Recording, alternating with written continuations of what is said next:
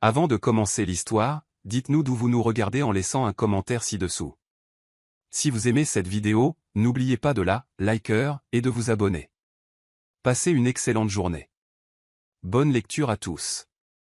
James Carter se tenait dans son bureau aux parois de verre, au 42e étage, contemplant la ville qui s'étendait à ses pieds tel un royaume conquis. Le soleil de l'après-midi scintillait sur sa montre en or, une Patek Philippe à $20 000 qu'il portait spécifiquement pour des moments comme celui-ci. Lorsqu'il avait besoin de se rappeler sa propre valeur. Sa dernière transaction immobilière venait de se conclure, un projet de $50 millions qui allait transformer la silhouette du centre-ville. Les contrats étaient éparpillés sur son bureau en acajou, chaque signature représentant une nouvelle victoire dans son ascension acharnée vers le sommet. Mais le triomphe d'aujourd'hui avait un goût amer. 3 ans s'étaient écoulés depuis son divorce d'avec Laura, et au lieu de la satisfaction qui l'attendait, il ne ressentait qu'un ressentiment agaçant qui s'était renforcé de mois en mois. Elle aurait dû revenir en rampant à présent, désespérée et brisée, implorant son pardon et son soutien. Au lieu de cela, le silence de son côté de la ville était assourdissant. Monsieur, son assistante Émilie passa la tête par la porte. Les préparatifs pour le gala de charité sont presque terminés. La liste finale des invités a besoin de votre approbation. Les lèvres de James s'étirèrent en un sourire qui n'atteignit jamais tout à fait ses yeux. Timing parfait, Émilie. Il y a un nom que je veux ajouter. Il prit son stylo Montblanc, autre symbole de sa réussite, et écrivit avec une précision délibérée, Laura Bennett.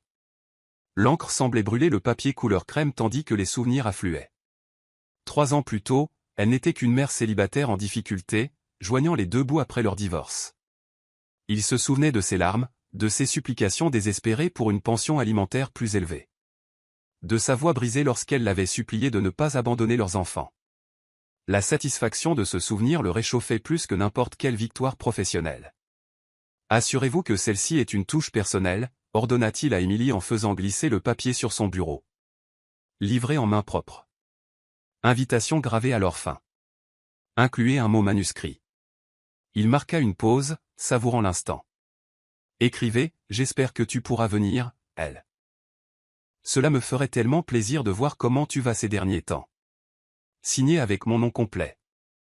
Émilie hocha la tête, bien que quelque chose vacilla dans son expression du doute, peut-être, ou de la désapprobation. James l'ignora immédiatement. Elle était payée pour exécuter ses ordres, pas pour les juger. De nouveau seul, James se dirigea vers ses baies vitrées et imagina la scène. Laura arriverait à son manoir, le même manoir où ils avaient vécu en tant que mari et femme, portant probablement une robe bon marché d'un grand magasin, ses enfants à la remorque parce qu'elle ne pouvait pas se payer de baby-sitter. Il s'assurerait qu'elle soit assise bien en vue, là où tout le monde pourrait la voir. Puis, pendant son discours sur le soutien aux mères célibataires dans le besoin, il braquerait les projecteurs sur elle, la forçant à se lever pendant qu'il raconterait son histoire inspirante de lutte et de persévérance. La foule verrait exactement ce qu'elle était devenue sans lui, un cas de charité. Le plan était sans faille. Laura avait toujours été trop fière, trop digne pour faire une scène en public. Elle devrait sourire et endurer chaque instant de son humiliation. De l'autre côté de la ville, dans un entrepôt reconverti qui abritait Bennett Architectural Design, Laura se tenait devant un mur de plans, ses yeux sombres suivant les lignes épurées de son dernier projet. La lumière du soleil filtrait à travers les fenêtres industrielles, attrapant les reflets naturels de ses cheveux et illuminant l'intensité concentrée qui avait toujours été sa marque de fabrique. Elle portait une simple robe noire qui épousait parfaitement ses formes, assortie de talons qui claquaient avec autorité sur le sol en béton poli alors qu'elle se déplaçait entre les tables à dessin. Laura, son assistante Sophie s'approcha avec hésitation. Un coursier vient de livrer ça pour vous. Il a dit que c'était urgent. L'enveloppe semblait lourde dans les mains de Laura, son poids disproportionné par rapport à sa taille. Des lettres dorées éplaient son nom en une écriture élégante, et elle reconnut immédiatement l'adresse. Elle eut le souffle coupé en l'ouvrant, ses doigts tremblant légèrement tandis qu'elle dépliait l'invitation. La Fondation James Carter vous convie à son gala de charité annuel. Les mots se brouillèrent lorsqu'elle atteignit la note manuscrite en bas. L'écriture familière de James lui glaça le sang. J'espère que tu pourras venir, elle. Cela me ferait tellement plaisir de voir comment tu vas ces derniers temps. L'invitation glissa de ses doigts, tombant en papillonnant sur le sol, tel un oiseau blessé. La vue de l'écriture familière de James la transporta instantanément. Elle avait de nouveau 29 ans, debout dans ce même manoir pendant que James faisait ses valises, sa voix froide et clinique alors qu'il expliquait pourquoi leur mariage était terminé. « Tu ne seras jamais rien sans moi, Laura. Tu n'es qu'une inconnue qui a eu de la chance quand je t'ai épousée. Ne l'oublie pas quand tu auras du mal à nourrir nos enfants. » Le souvenir la frappa avec une force inattendue et elle s'agrippa au bord de sa table à dessin pour se stabiliser. Sa poitrine se serra alors que des doutes familiers s'insinuaient, la voix de James murmurant que peut-être son succès n'était qu'une illusion, qu'elle était toujours cette femme brisée qu'il avait abandonnée. « Laura, ça va ?» La voix inquiète de Sophie semblait venir de très loin. Avant qu'elle ne puisse répondre, le carillon de la porte d'entrée retentit et des pas résonnèrent sur le sol de l'entrepôt. Laura n'eut pas besoin de lever les yeux pour savoir de qui il s'agissait. Elle avait mémorisé le son de la démarche de Michael des mois auparavant, ce rythme confiant mais sans hâte qui parvenait à transmettre à la fois force et douceur. « J'ai apporté le déjeuner de ce restaurant thaï que tu adores », la voix chaude de Michael emplit l'espace, apportant avec elle la sécurité qui était devenue son ancre au cours des 2 dernières années. « Et du café qui vaut vraiment la peine d'être bu, pas cette boue industrielle que tu. » Il s'interrompit au milieu de sa phrase et Laura sut qu'il avait vu son visage. En 3 rapides enjambées, il fut à côté d'elle, ses mains douces sur ses épaules alors qu'il la tournait vers lui. Ses yeux sombres, qu'il avait vus dans ses moments les plus faibles et l'avait trouvée belle malgré tout, scrutaient son visage avec le genre d'attention qui faisait encore battre son cœur. Que s'est-il passé? La question était douce mais portait une nuance qui suggérait qu'il était prêt à raser des immeubles s'il le fallait pour la protéger. Laura désigna impuissante l'invitation sur le sol. La mâchoire de Michael se contracta en la lisant, ses instincts protecteurs évidents dans la façon dont sa main libre se serra en un point. « Quel salaud !» dit-il calmement, sa voix d'un calme mortel. « Il prépare quelque chose. »« C'est un gala de charité, » dit Laura, essayant d'insuffler de la légèreté dans son ton, sans succès. « Peut-être qu'il a changé. Peut-être qu'il veut sincèrement. » Laura. Michael lui prit le visage en coupe, ses pouces essuyant des larmes qu'elle n'avait pas réalisé qu'elle versait. « Regarde-moi. Cet homme a passé 2 ans à te rabaisser, à te convaincre que tu ne valais rien sans lui. Il vous a abandonné, toi et les jumeaux, sans un regard en arrière. Les hommes comme ça ne changent pas. Ils trouvent juste de nouvelles façons de faire du mal. » Elle se blottit contre lui, puisant sa force dans sa confiance inébranlable en elle. « Tu as raison. Je sais que tu as raison. C'est juste que... » Revoir son écriture, me souvenir de cette maison. Elle frissonna. « Mon Dieu, Michael, et s'il avait raison? Et si je ne faisais que prétendre être quelqu'un que je ne suis pas ?» L'expression de Michael changea, un mélange de tendresse et de détermination féroce qui lui coupa le souffle. « Tu veux savoir ce que je vois quand je te regarde ?» Il désigna le mur de plan derrière eux. « Je vois la femme qui a conçu le centre culturel Wilson qui a ouvert le mois dernier. La femme qui a révolutionné le logement durable dans le projet Parkside. La femme qui a bâti cette entreprise à partir de rien et emploie maintenant 12 personnes. » Ses mains se posèrent sur sa taille, la rapprochant. « Mais plus que ça, je vois la mère qui élève 2 garçons incroyables avec patience et sagesse. Je vois la femme qui me fait du café le matin parce qu'elle sait que je suis inutile avant la caféine. Je vois la personne qui me serre dans ses bras quand je fais des cauchemars sur la mort de mon père, qui ne me fait jamais me sentir faible d'avoir besoin de réconfort. » La détermination de Laura commença à se solidifier alors qu'elle absorbait ses paroles. Mais Michael n'avait pas fini. James voit ce qu'il veut voir, une femme qu'il peut contrôler et diminuer. Mais moi, je vois la vérité. Tu es la personne la plus forte que je connaisse et tu mérites d'être célébrée, pas humiliée. Il ramassa l'invitation, son expression pensive. La question est, que veux-tu faire à ce sujet? Laura plongea son regard dans les yeux de l'homme qu'il avait aimé à travers les crises de panique et le doute, qui ne lui avait jamais fait sentir qu'elle était autre chose qu'extraordinaire. Elle pensa à Ethan et Noah à la maison, probablement en train de faire leurs devoirs sur la table de la cuisine qu'ils avaient choisie ensemble, en sécurité, sachant qu'ils étaient aimés et protégés. Elle pensa à la vie qu'elle avait construite, non pas la vie que James lui avait accordée, mais la vie qu'elle avait créée de ses propres mains et de son propre cœur. « Je veux y aller, » dit-elle calmement, surprise par la force de sa propre voix. Mais pas seule, et pas pour lui prouver quoi que ce soit. Elle croisa le regard de Michael, déterminée. « Je veux y aller parce que je n'ai plus peur de lui. Je veux me montrer à moi-même que son opinion sur moi n'a aucune importance. » Le sourire de Michael rayonnait de fierté et d'amour. Alors nous irons, tous ensemble, en famille. Le mot « famille » l'enveloppa comme une étreinte chaleureuse, comblant les espaces que la cruauté de James avait autrefois creusés. Chapitre 2, l'homme qui a tout changé 2 ans plus tôt, la pluie martelait les fenêtres de Bennett Architectural Design avec la fureur d'un orage qui couvait toute la journée. Laura jeta un coup d'œil à sa montre 21h47 et soupira en repoussant une mèche de cheveux derrière son oreille. Le bureau de l'entrepôt était vide, à l'exception d'elle, l'équipe de nettoyage était partie des heures auparavant. Elle aurait dû être à la maison, aidant Ethan et Noah avec leur routine du coucher, mais la date limite pour le projet Wilson était demain, et elle ne pouvait pas se permettre de perdre ce client. Son entreprise, vieille de 6 mois, survivait à peine. Après avoir lancé son cabinet suite au divorce, elle apprenait la dure réalité que le talent ne se traduisait pas automatiquement en client payant. Les paroles d'adieu de James résonnaient dans son esprit dans des moments comme ceux-ci. « Tu reviendras me supplier à genoux d'ici 1 an. Tu ne peux pas y arriver sans moi. » Le carillon de la porte d'entrée retentit, l'attirant de ses pensées. À travers la vitre striée de pluie, elle distingua une grande silhouette luttant avec un parapluie qui avait clairement perdu la bataille contre le vent. L'homme entra, de l'eau dégoulinant de ses cheveux sombres et de son costume coûteux, et Laura retint son souffle. Il était stupéfiant, de la manière dont le sont souvent les hommes qui ont réussi pas seulement beau, mais se déplaçant avec cette sorte de confiance tranquille qui vient de ne jamais avoir à prouver sa valeur à qui que ce soit. Ses yeux, d'un brun profond qui semblait contenir des éclats d'or sous l'éclairage du plafond, balayèrent l'espace avec une appréciation évidente avant de se poser sur elle. « Je suis désolé, dit-il, sa voix riche et chaude malgré son inconfort évident d'être trempé. Je sais qu'il est tard, mais j'ai vu la lumière et j'ai pensé. Êtes-vous Laura Bennett ?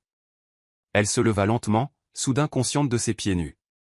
Elle avait enlevé ses talons des heures auparavant, et ses cheveux devaient être en désordre. Oui, c'est moi. Bien que nous soyons techniquement fermés. Je suis Michael Evans, dit-il en tendant la main. Quand elle l'a pris, elle sentit une décharge électrique qui n'avait rien à voir avec l'orage extérieur. J'essaie de vous joindre depuis des semaines. Votre travail sur le projet de logement Parkside a attiré mon attention. Laura cligna des yeux, surprise. Le projet Parkside avait été l'une de ses premières commandes importantes après le divorce, un développement de logement durable dans lequel elle avait mis tout son cœur. Il avait remporté plusieurs prix d'architecture, mais elle avait supposé que la reconnaissance était principalement locale. « Vous connaissez Parkside » demanda-t-elle, vraiment curieuse maintenant. Le sourire de Michael transforma tout son visage, le rendant moins intimidant et infiniment plus accessible. « Je connais beaucoup de vos travaux, en fait. Le centre communautaire sur la 3e avenue, la rénovation de la bibliothèque du centre-ville. Vous avez un don pour rendre le design durable chaleureux et accueillant, au lieu d'être froid et clinique. » Une chaleur monta au cou de Laura. Personne n'avait jamais parlé de son travail avec une appréciation aussi sincère, certainement pas James, qui avait toujours qualifié son architecture de « jeu à la maison de poupée ». « Merci », dit-elle doucement. « Ça me touche plus que vous ne l'imaginez. Puis-je ? Voudriez-vous un café ? Vous avez l'air d'avoir besoin de quelque chose de chaud. »« J'adorerais, » répondit Michael, et quelque chose dans son ton suggérait qu'il ne parlait pas seulement du café. Pendant que Laura s'affairait avec la cafetière, une machine antique qui exigeait patience et prière à parts égales, Michael se promenait dans son espace de travail, étudiant les plans et les maquettes dispersées sur diverses tables. Elle se surprit à lui jeter des regards, remarquant la façon dont il examinait chaque projet avec un intérêt sincère plutôt qu'avec l'attention superficielle que la plupart des clients accordaient à son travail. « Parlez-moi de celui-ci », dit-il en s'arrêtant devant son dernier projet, un développement à usage mixte qui intégrait des espaces verts et des logements abordables sans sacrifier l'esthétique à la fonctionnalité. « Ce n'est qu'un concept, » admit Laura en lui tendant une tasse fumante, « quelque chose sur lequel je travaille quand j'ai du temps libre, ce qui n'est pas souvent ces jours-ci. » Michael étudia les plans avec l'intensité de quelqu'un qui comprenait ce qu'il regardait. « C'est brillant, » dit-il finalement. « La façon dont vous avez intégré les espaces commerciaux et résidentiels tout en maintenant l'intimité et la communauté. C'est exactement ce dont la ville a besoin. On dirait que vous vous y connaissez en architecture, » observa Laura, s'installant dans la chaise en face de lui. « Je m'y connais assez pour reconnaître le génie quand je le vois, » répondit Michael, ses yeux rencontrant les siens par-dessus sa tasse de café. En fait, je suis ici parce que j'ai besoin d'un architecte pour un nouveau projet. Mon entreprise se développe et je veux quelque chose qui reflète nos valeurs, pas seulement nos profits. Laura sentit son cœur faire un bond. Une commande majeure pourrait tout changer pour son cabinet en difficulté. Quel genre d'entreprise? Technologie? Immobilier? Nous nous concentrons sur l'innovation durable, principalement les solutions d'énergie propre. Michael se pencha en arrière dans sa chaise, sa posture détendue malgré le cadre formel. J'aurais pu choisir n'importe lequel des grands cabinets de la ville, mais je voulais quelqu'un qui comprenne que les bâtiments doivent servir les communautés, pas seulement les investisseurs. Ils parlèrent pendant 3 heures. L'orage continuait de faire rage à l'extérieur, mais dans la chaleur du bureau, Laura se surprit à s'ouvrir comme elle ne l'avait pas fait depuis le divorce. Michael écoutait avec le genre d'attention qui lui donnait l'impression d'être la personne la plus fascinante du monde. Il posait des questions réfléchies sur sa philosophie de conception, son inspiration pour le projet Parkside, sa vision du développement urbain durable.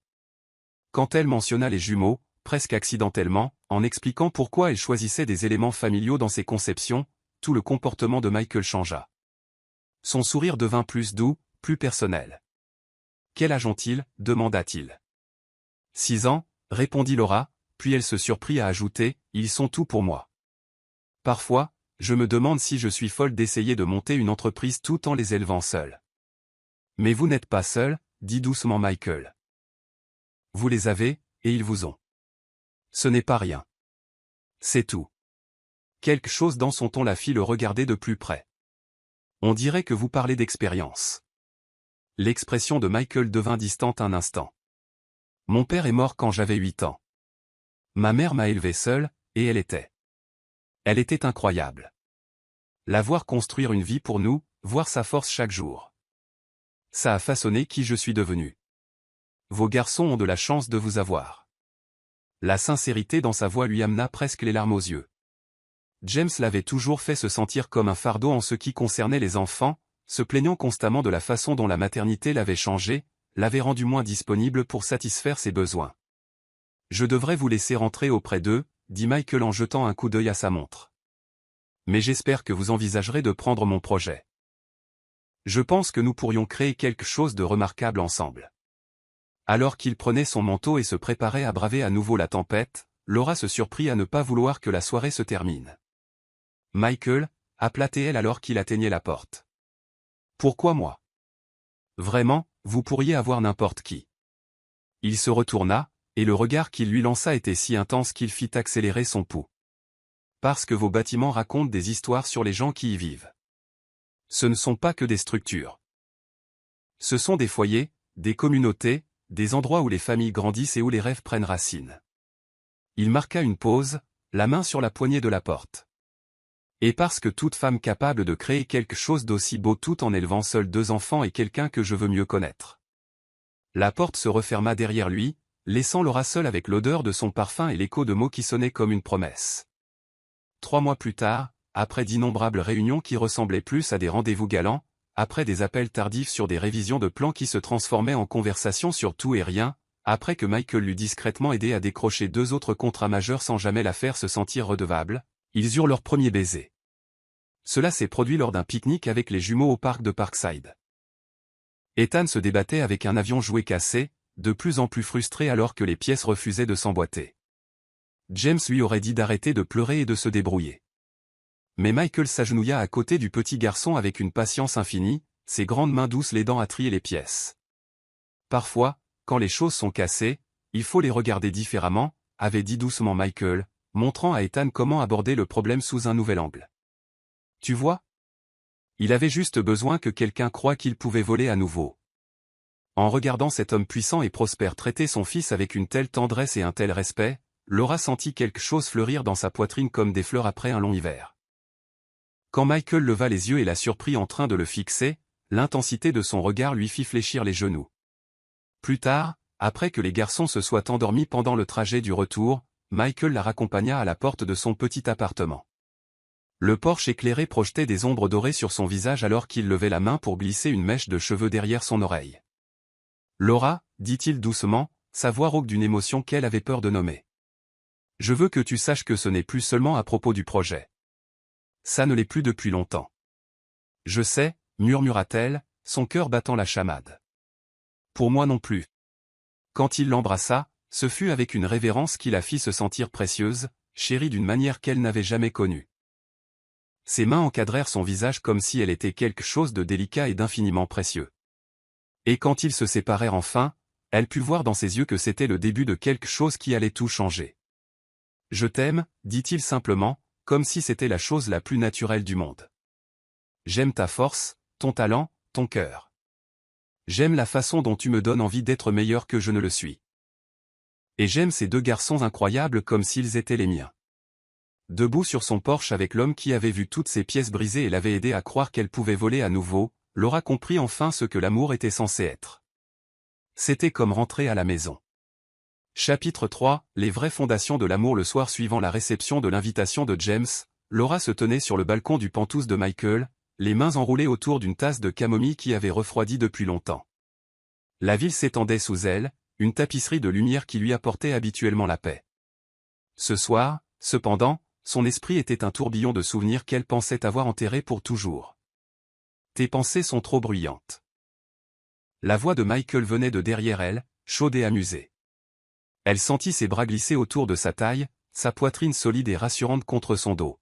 « J'entends les rouages tourner d'ici. » « Désolée, murmura-t-elle en se blottissant dans son étreinte. « Je n'arrête pas de penser à ce qu'il a écrit. Voir comment tu vas ces derniers temps. » Comme s'il s'attendait à me trouver brisée et désespérée. Les bras de Michael se resserrèrent autour d'elle. « Et ça te dérange parce que... » Point parce qu'une partie de moi est terrifiée à l'idée qu'il ait raison. L'aveu s'échappa avant qu'elle ne puisse l'arrêter. Et elle sentit tout le corps de Michael se tendre derrière elle. Et si je ne faisais que jouer la comédie? Et si, sous tout ce succès, j'étais toujours cette femme qui ne pouvait même pas se défendre? Michael la retourna dans ses bras, ses yeux sombres féroces d'une émotion qui lui coupa le souffle. « Regarde-moi, Laura. Regarde-moi vraiment. » Quand elle croisa son regard, il continua, sa voix basse et intense. « Est-ce que tu me fais confiance? » « De toute ma vie, » répondit-elle sans hésitation. « Alors fais-moi confiance quand je te dis quelque chose. » Il lui prit le visage en coupe, ses pouces caressant ses pommettes. « James ne t'a pas seulement blessé. Il a essayé de réécrire ton histoire. Il voulait que tu croies que ta valeur venait de lui, que tes réussites étaient des cadeaux qu'il t'offrait plutôt que des victoires que tu avais remportées. » Les larmes lui piquèrent les yeux alors que ces mots touchaient leur cible. Il disait que j'étais juste une inconnue qui avait eu de la chance, que sans lui je finirais là où j'avais commencé, nulle part. Et tu le croyais? Ce n'était pas une question. Et Laura hocha la tête, la honte lui brûlant la poitrine. Je le crois encore parfois, quand je suis fatigué ou quand un client rejette une proposition ou quand les jumeaux posent des questions sur leur père. La voix de James est là, me rappelant que je ne suis pas à la hauteur. L'expression de Michael changea et soudain, elle put voir l'homme d'affaires milliardaire sous le partenaire aimant, l'homme qui avait bâti un empire par pure volonté et intelligence stratégique. « Viens avec moi, dit-il en lui prenant la main. Il y a quelque chose que je dois te montrer. » Il la conduisit à l'intérieur de son bureau à domicile, un espace qu'elle avait toujours aimé pour ses baies vitrées et la façon dont les lumières de la ville peignaient des motifs sur le parquet. Mais ce soir, Michael se dirigea vers son bureau et sortit un épais portfolio qu'elle n'avait jamais vu auparavant. « Qu'est-ce que c'est » demanda-t-elle alors qu'il l'ouvrait. « Ta véritable histoire » répondit-il, et son souffle se coupa en voyant la première page. C'était une photographie du Centre culturel Wilson, le bâtiment qu'elle avait conçu il y a 2 ans. Mais ce n'était pas la photo publicitaire standard qu'elle avait vue dans les magazines d'architecture. Celle-ci avait été prise à l'heure dorée, avec des familles entrant et sortant, des enfants riant sur les marches, des couples âgés se tenant la main en montant vers les portes. Le bâtiment semblait vivant, exactement comme elle l'avait imaginé lorsqu'elle avait esquissé les premiers plans. « Continue de regarder », l'encouragea doucement Michael. La page suivante montrait le projet de logement Parkside en vue aérienne. Elle pouvait voir les espaces verts qu'elle avait intégrés, la façon dont les bâtiments formaient une communauté naturelle autour de cours partagés, où les enfants jouaient et les voisins se rassemblaient, les jardins fleurissaient sur les toits et les panneaux solaires brillaient au soleil. Page après page révélait son travail, pas seulement les bâtiments eux-mêmes, mais la vie qu'ils avaient créée. La rénovation de la bibliothèque, où les adolescents étudiaient après l'école et les hommes âgés jouaient aux échecs près des fenêtres. Le centre communautaire, où les mères amenaient leurs enfants pour des cours de natation et d'art. Le complexe de logements abordables, où des parents célibataires comme elle l'avaient été pouvaient élever leur famille avec dignité et espoir. Michael, murmura-t-elle, la voix nouée par l'émotion. Comment as-tu eu tout ça? Je documente ton impact depuis 2 ans, dit-il, sa propre voix rauque. Chaque bâtiment que tu as conçu a changé des vies, Laura. Des familles ont un foyer grâce à toi. Des enfants ont des endroits sûrs pour apprendre et jouer grâce à toi. Des communautés se sont rassemblées et ont grandi grâce à ta vision. Elle tourna la page et halta. C'était une lettre de Sarah Thompson, une mère célibataire qui vivait dans le projet Parkside. L'écriture était soignée, délibérée. Chère mademoiselle Bennett, vous ne vous souvenez probablement pas de moi, mais vous avez visité notre site pendant la construction et avez aidé ma fille à choisir la couleur de notre porte d'entrée. Elle a maintenant 8 ans et chaque jour en rentrant de l'école, elle me dit que notre maison est la plus jolie du quartier. Merci de nous avoir donné l'impression que nous méritions de belles choses. Il y a 47 autres lettres comme celle-là, dit tranquillement Michael, de familles, de leaders communautaires, d'enseignants, d'assistants sociaux, tous parlant de la façon dont tes bâtiments ont changé leur vie pour le mieux. Les mains de Laura tremblaient en tournant d'autres pages. Des notes de remerciement du programme de la bibliothèque pour enfants, des photos de réception de mariage tenues dans le jardin sur le toit du centre communautaire, des articles sur la façon dont les caractéristiques durables de ces bâtiments étaient reproduites à travers le pays. Voilà qui tu es vraiment, dit Michael, se plaçant derrière elle, les mains posées sur ses épaules. Pas la version de James. La vérité. Tu es une femme qui voit le potentiel dans les terrains vagues et les communautés brisées et les transforme en lieux où l'amour grandit. Tu es une architecte de l'espoir, Laura. Les larmes vinrent alors, des années de doutes et de critiques intériorisées s'effaçant alors qu'elle absorbait la preuve de son propre impact. Je n'arrive pas à croire que tu aies collectionné tout ça. Je collectionne les choses qui me sont précieuses, répondit Michael en tournant sa chaise pour qu'elle lui fasse face. Il s'agenouilla à côté d'elle, prenant ses mains dans les siennes. Ton talent, ton cœur, ta force, tout cela m'est précieux, mais plus encore, ils sont précieux pour le monde. En le regardant dans les yeux, Laura sentit les dernières paroles empoisonnées de James perdre leur emprise sur son cœur. Cet homme incroyable, puissant, brillant la voyait, non pas comme un cas de charité ou une chose brisée à réparer, mais comme une force de la nature à célébrer. Je t'aime, dit-elle, les mots portant plus de poids qu'il n'en avait jamais eu. Pas seulement pour ça, mais pour m'avoir vu quand je ne pouvais pas me voir moi-même. Le sourire de Michael était radieux alors qu'il se levait et la mettait sur ses pieds. Je t'aime aussi. Tout de toi, ton ambition, ta vulnérabilité, ta protection féroce des gens que tu aimes. J'aime la façon dont tu fredonnes en travaillant et comment tu pleures devant les publicités sentimentales. J'aime te voir apprendre aux jumeaux à être forts et gentils.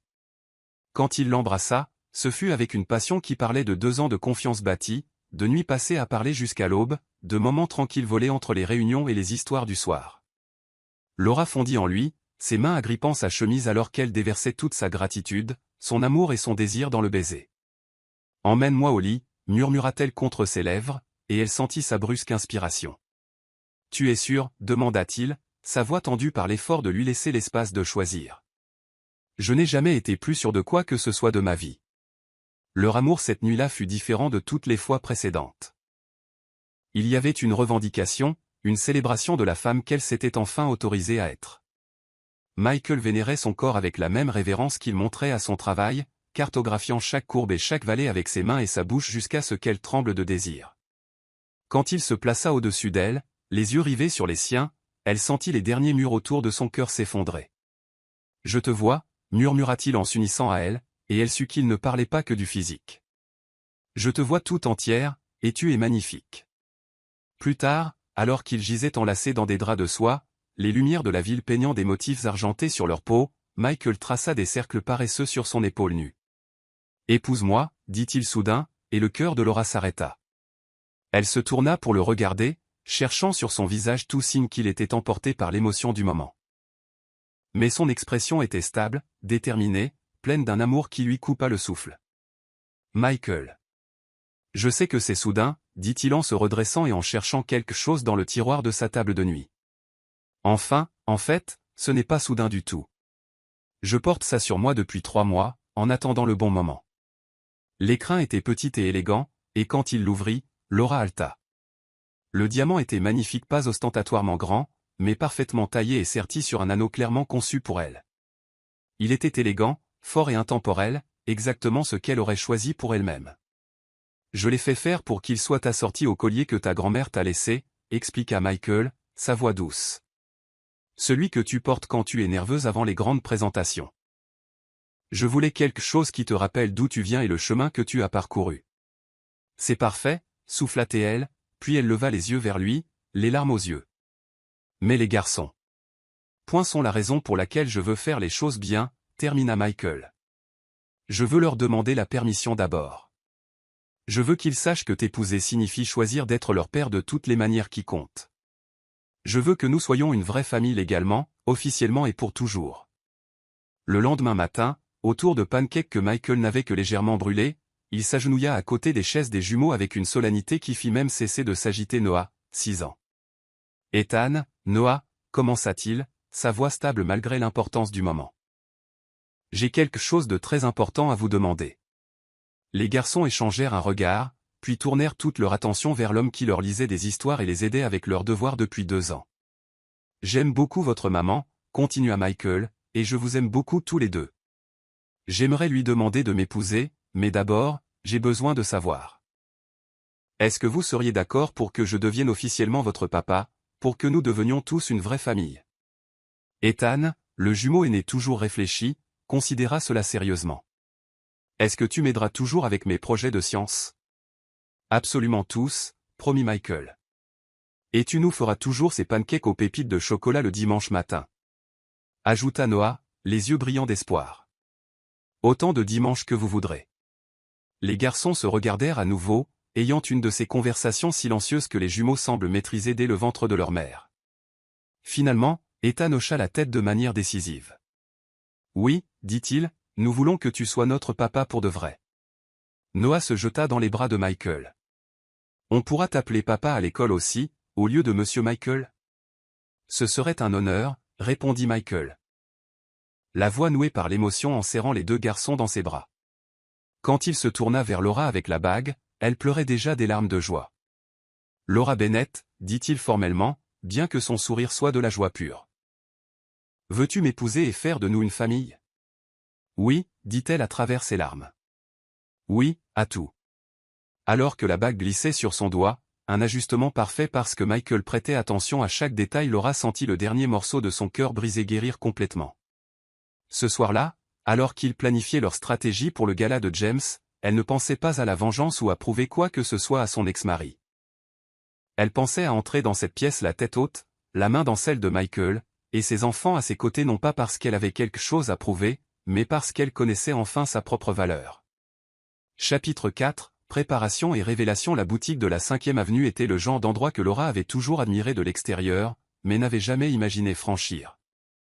Des lustres en cristal projetaient une lumière chaude sur des portants de robes de créateurs, et les vendeuses se déplaçaient avec l'efficacité discrète de personnes habituées à servir une clientèle pour qui l'argent n'était pas un problème.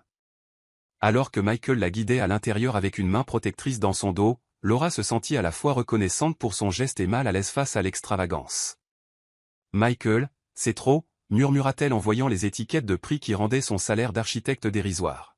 « J'ai des robes qui seraient parfaitement appropriées. »« Tu as de belles robes », acquiesça-t-il, sa voix chaude d'affection. « Mais ce soir, il ne s'agit pas d'être approprié.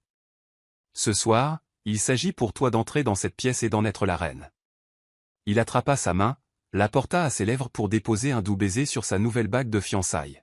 « D'ailleurs, j'ai une confession à te faire, et je soupçonne que tu auras besoin d'une thérapie par le shopping après. » Avant que Laura ne puisse demander ce qu'il voulait dire, une femme élégante aux cheveux argentés et aux yeux avisés s'approcha d'eux. « Monsieur Evans, dit-elle avec une chaleur sincère, tout est prêt, comme vous l'avez demandé. »« Merci, Clara. »« Laura, voici Clara Rossi. Elle va t'aider à trouver quelque chose de parfait pour ce soir. » Le sourire de Clara était radieux alors qu'elle se tournait vers Laura. « Mademoiselle Bennett, c'est un tel honneur de vous rencontrer. Je suis votre travail depuis des années. Ma fille vit dans le projet Parkside, et elle adore. »« Vous connaissez mon travail ?» demanda Laura, surprise. « Bien sûr. Le centre culturel Wilson est l'endroit préféré de mon petit-fils en ville. Il y prend des cours d'art tous les samedis. » Clara désigna un salon privé où du champagne attendait dans un seau à glace et plusieurs robes étaient suspendues sur un portant élégant.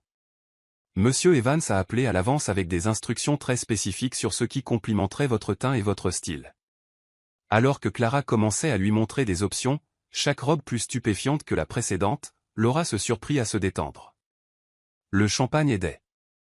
Mais plus que cela, elle était touchée par le soin évident que Michael avait mis dans tout cela. Chaque robe était dans son style préféré, élégante mais pas ostentatoire, sophistiquée mais laissant transparaître sa personnalité. Celle-ci, dit Clara en soulevant une robe bleu nuit qui semblait scintiller de sa propre lumière. Monsieur Evans a été très précis sur cette teinte particulière. Il a dit, elle correspond à la couleur de ses yeux quand elle est passionnée par un projet. Le souffle de Laura se coupa.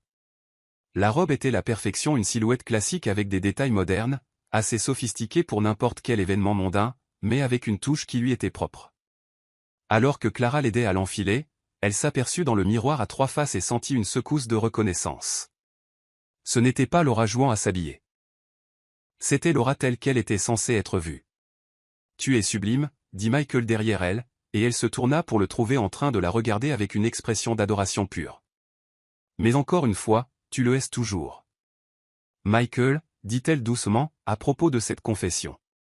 Son expression devint sérieuse et il fit signe à Clara de leur laisser un peu d'intimité. Une fois seul, il prit les mains de Laura dans les siennes, ses pouces caressant ses jointures dans ce geste nerveux qui, elle l'avait appris, signifiait qu'il était sur le point de dire quelque chose de difficile.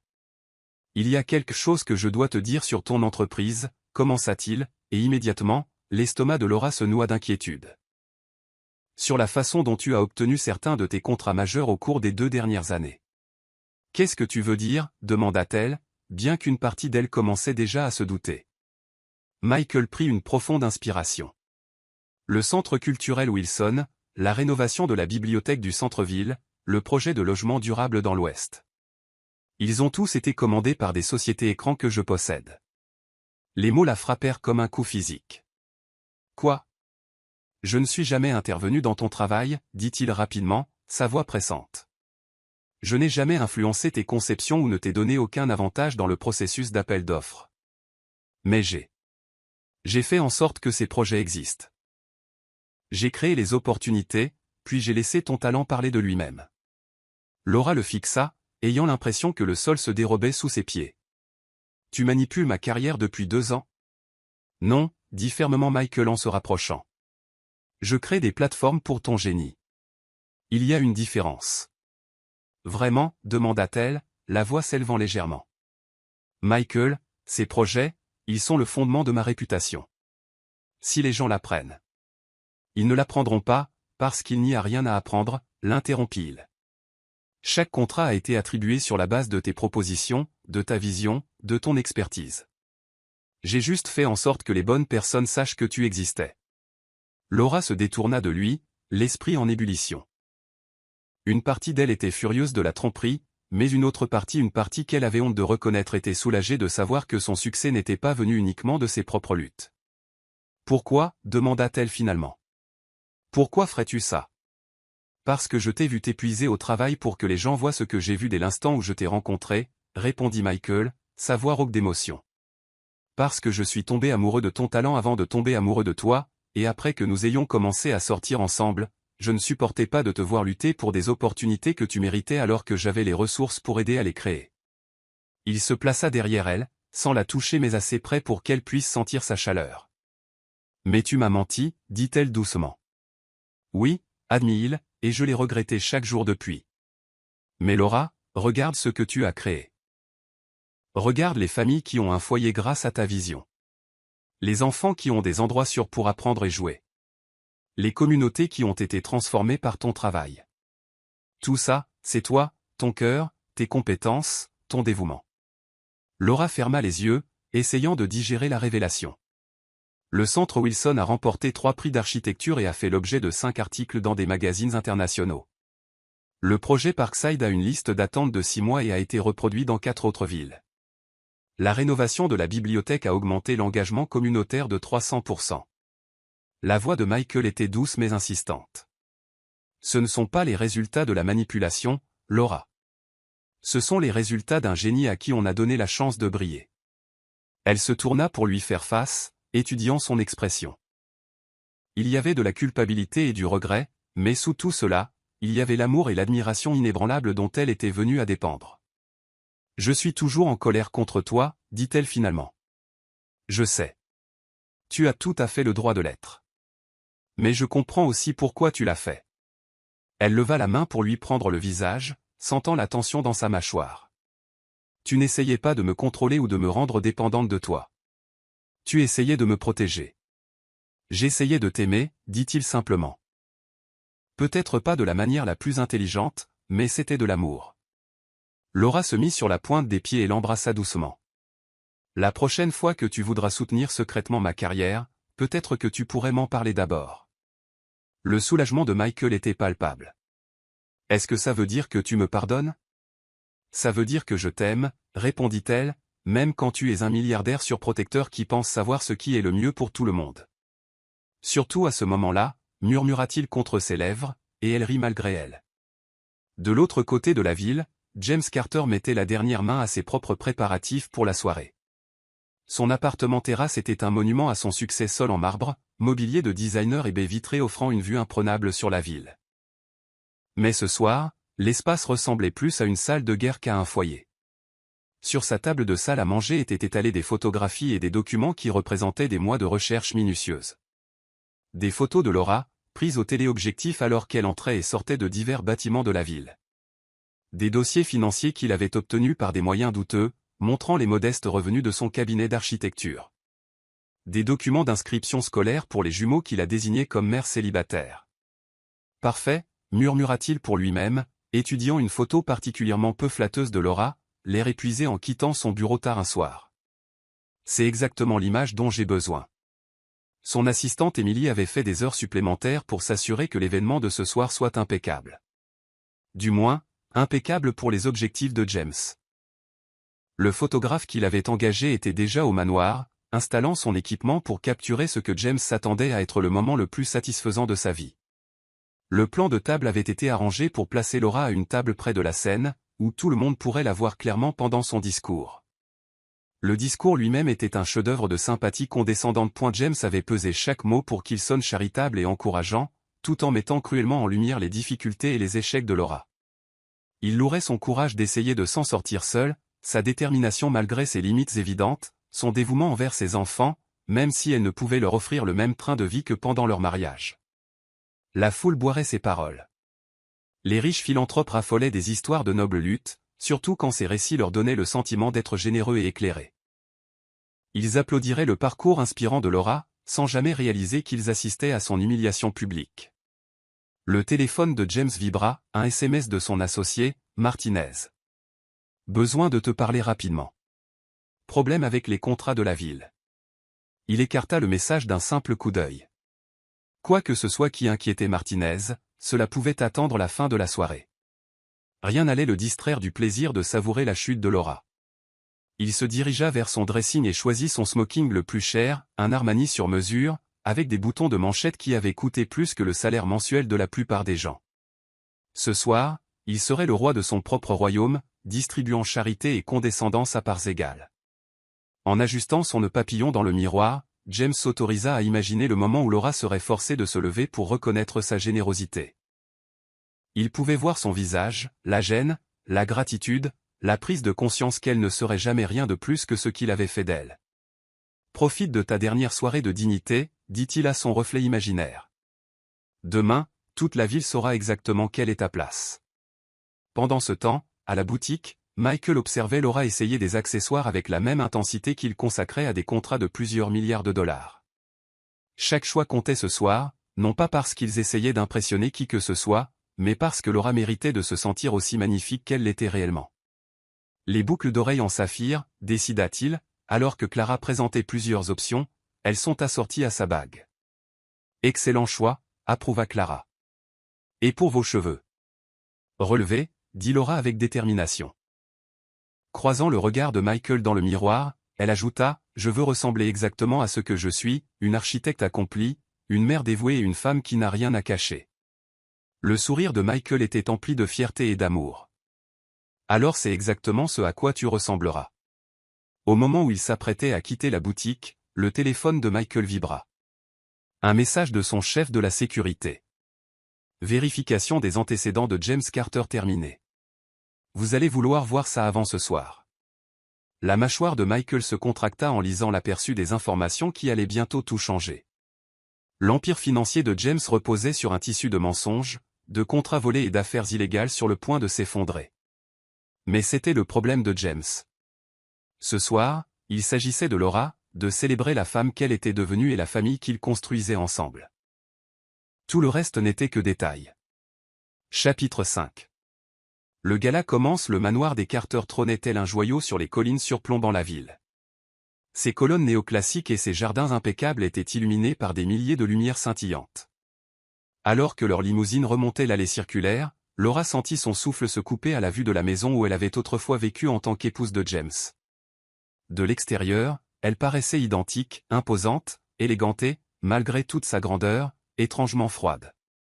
Mais elle était différente maintenant.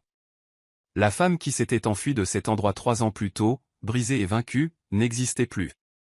À sa place se trouvait une architecte accomplie, une mère dévouée et une femme profondément amoureuse. « Tout va bien, ma chérie ?» demanda doucement Michael, sa main trouvant la sienne dans l'obscurité de la voiture. Son pouce traça de légers cercles sur ses phalanges, un geste devenu leur signal secret de soutien et d'amour. « Je suis parfaite », répondit Laura. Et elle le pensait. Fini la femme nerveuse qui avait reçu l'invitation de James 4 jours auparavant. À sa place se trouvait une architecte sûre d'elle, une mère dévouée et une femme profondément amoureuse. La robe bleu nuit flottait autour d'elle comme une lumière d'étoiles liquide, et les boucles d'oreilles en saphir captaient la lumière qui filtrait par les fenêtres de la voiture. « Maman, tu ressembles à une princesse », dit Noah depuis la banquette arrière, ses yeux de 8 ans écarquillés d'admiration. Lui et Ethan portaient des smokings miniatures qui leur donnaient des allures de petits gentlemen, les cheveux soigneusement coiffés et les nœuds papillons parfaitement droits. « Et vous deux, vous ressemblez à des princes », répondit Laura en se penchant pour redresser le nœud papillon d'Ethan. « N'oubliez pas ce dont on a parlé. On reste près de vous. On se tient bien. Et si quelqu'un pose des questions embarrassantes, on répond, c'est une affaire entre nos parents, récita consciencieusement Ethan. Bien qu'il n'ait que quelques minutes de plus que son jumeau, il avait toujours été le plus sérieux des deux. Et n'oubliez pas, ajouta Michael d'une voix chaleureuse, ce soir, vous êtes mes fils. Si quelqu'un vous traite avec le moindre manque de respect, vous venez me voir immédiatement. Les deux garçons rayonnèrent d'être appelés, les fils de Michael. Au cours des 2 dernières années, ils avaient appris à aimer cet homme qui leur lisait des histoires, les aidait pour leurs devoirs et ne leur avait jamais fait sentir qu'ils étaient un fardeau, contrairement à leur père biologique. La limousine s'arrêta en douceur devant la grande entrée du manoir, où d'autres véhicules élégants déposaient des invités en tenue de soirée. Un tapis rouge menait de l'allée circulaire aux portes d'entrée, flanqué de photographes et de chroniqueurs mondains documentant les faits et gestes de l'élite de la ville. « Prêt ?» demanda Michael. Mais son regard les englobait tous les trois, pas seulement Laura mais aussi les jumeaux. C'était l'une des choses qu'elle aimait le plus chez lui. Sa compréhension instinctive qu'ils formaient un tout indissociable, une unité familiale qui tenait bon ou tombait ensemble. « Prête ?» confirma Laura en acceptant la main de Michael qui l'aidait à sortir de la voiture. La transformation fut immédiate et spectaculaire. Lorsque Laura apparut dans la douce lumière du soir, les conversations cessèrent et les têtes se tournèrent. Ce n'était pas la mère célibataire en difficulté dont James se souvenait. C'était une femme qui commandait l'attention par sa simple présence. Sa posture était royale, son sourire confiant, et l'amour qui émanait d'elle et de sa famille était impossible à ignorer. Michael se plaça à ses côtés, d'une beauté ravageuse dans son smoking parfaitement coupé, et lui offrit son bras avec une galanterie d'un autre temps qui fit soupirer d'envie toutes les femmes présentes.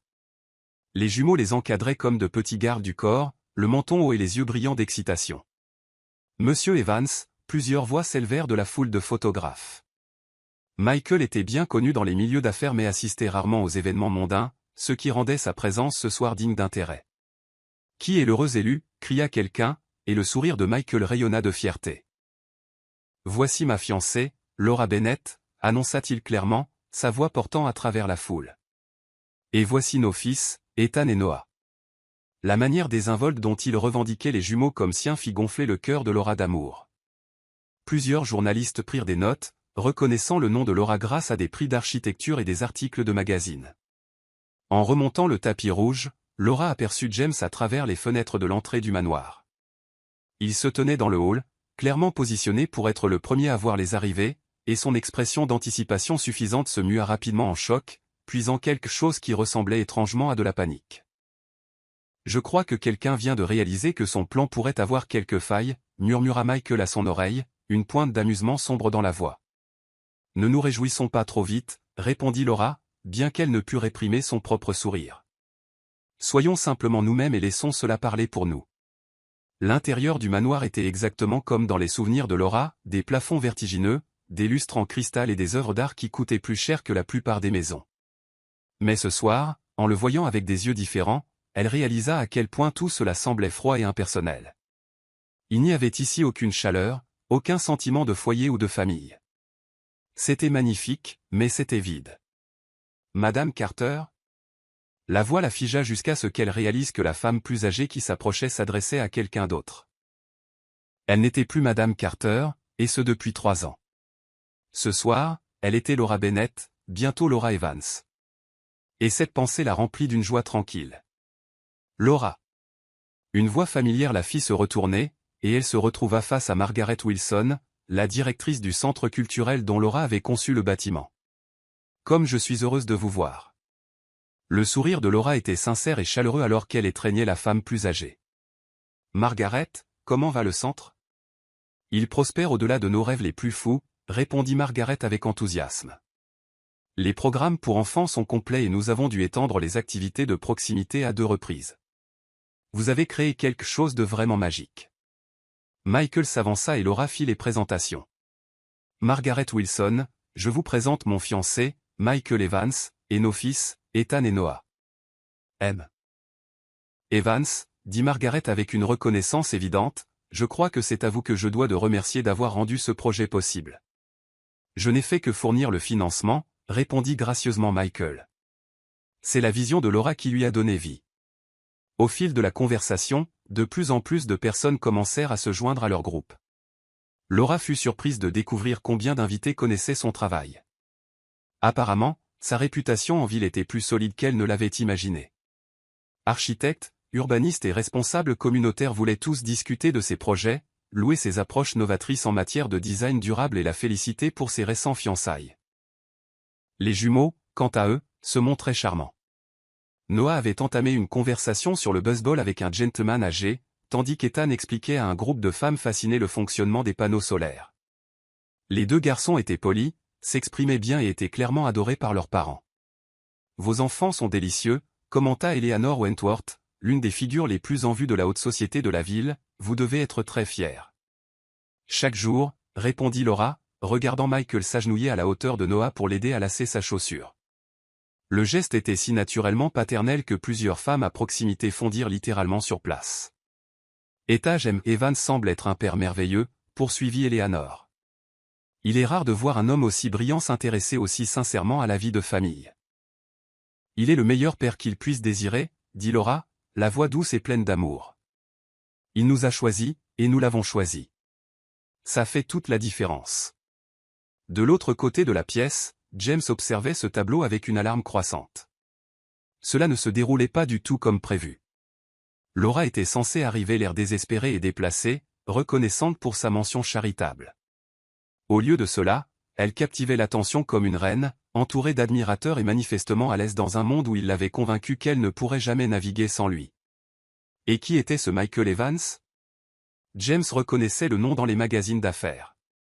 L'homme valait des milliards, pas des millions. Comment Laura avait-elle réussi à mettre le grappin sur quelqu'un comme ça? La vue d'Evans traitant ses enfants comme ses propres fils retourna l'estomac de James avec une émotion qu'il refusait de nommer. Monsieur, Emily apparut à son coude, l'air nerveux. Il y a un nouveau développement. La journaliste du Tribune est là, et elle pose des questions sur les finances de la fondation. De plus, Martinez a encore appelé. Il dit que c'est urgent. James balaya ses inquiétudes d'un geste impatient.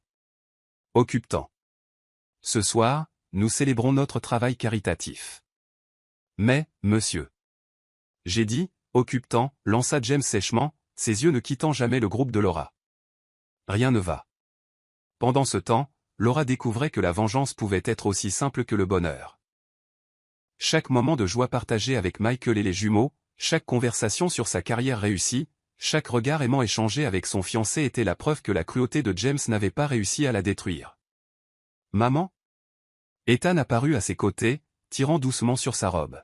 « Cet homme là-bas n'arrête pas de nous regarder. C'est notre ancien papa. » Laura suivit son regard jusqu'à l'endroit où James se tenait de l'autre côté de la pièce, son expression sombre et indéchiffrable. « Oui, mon chéri, c'est James. » Il a l'air en colère, observa Noah, ayant rejoint son frère. « On a fait quelque chose de mal ? » « Vous n'avez rien fait de mal, » dit fermement Michael, son instinct protecteur immédiatement en alerte. Certaines personnes n'aiment tout simplement pas voir les autres heureux. C'est triste, dit Noah, avec la sagesse simple de l'enfance. On pourrait partager notre bonheur avec lui s'il le voulait. Vous avez un si bon cœur, les garçons, dit Laura en s'agenouillant pour les serrer tous les deux dans ses bras. Mais parfois, les gens doivent trouver leur propre bonheur. On ne peut pas le leur donner. Comme attiré par leur conversation, James s'approcha enfin de leur groupe. Son sourire était le même sourire charmeur dont Laura se souvenait de leur début, mais elle pouvait maintenant voir le calcul derrière. « Laura, dit-il chaleureusement, comme s'ils étaient de vieux amis plutôt que des ex-épouses amères.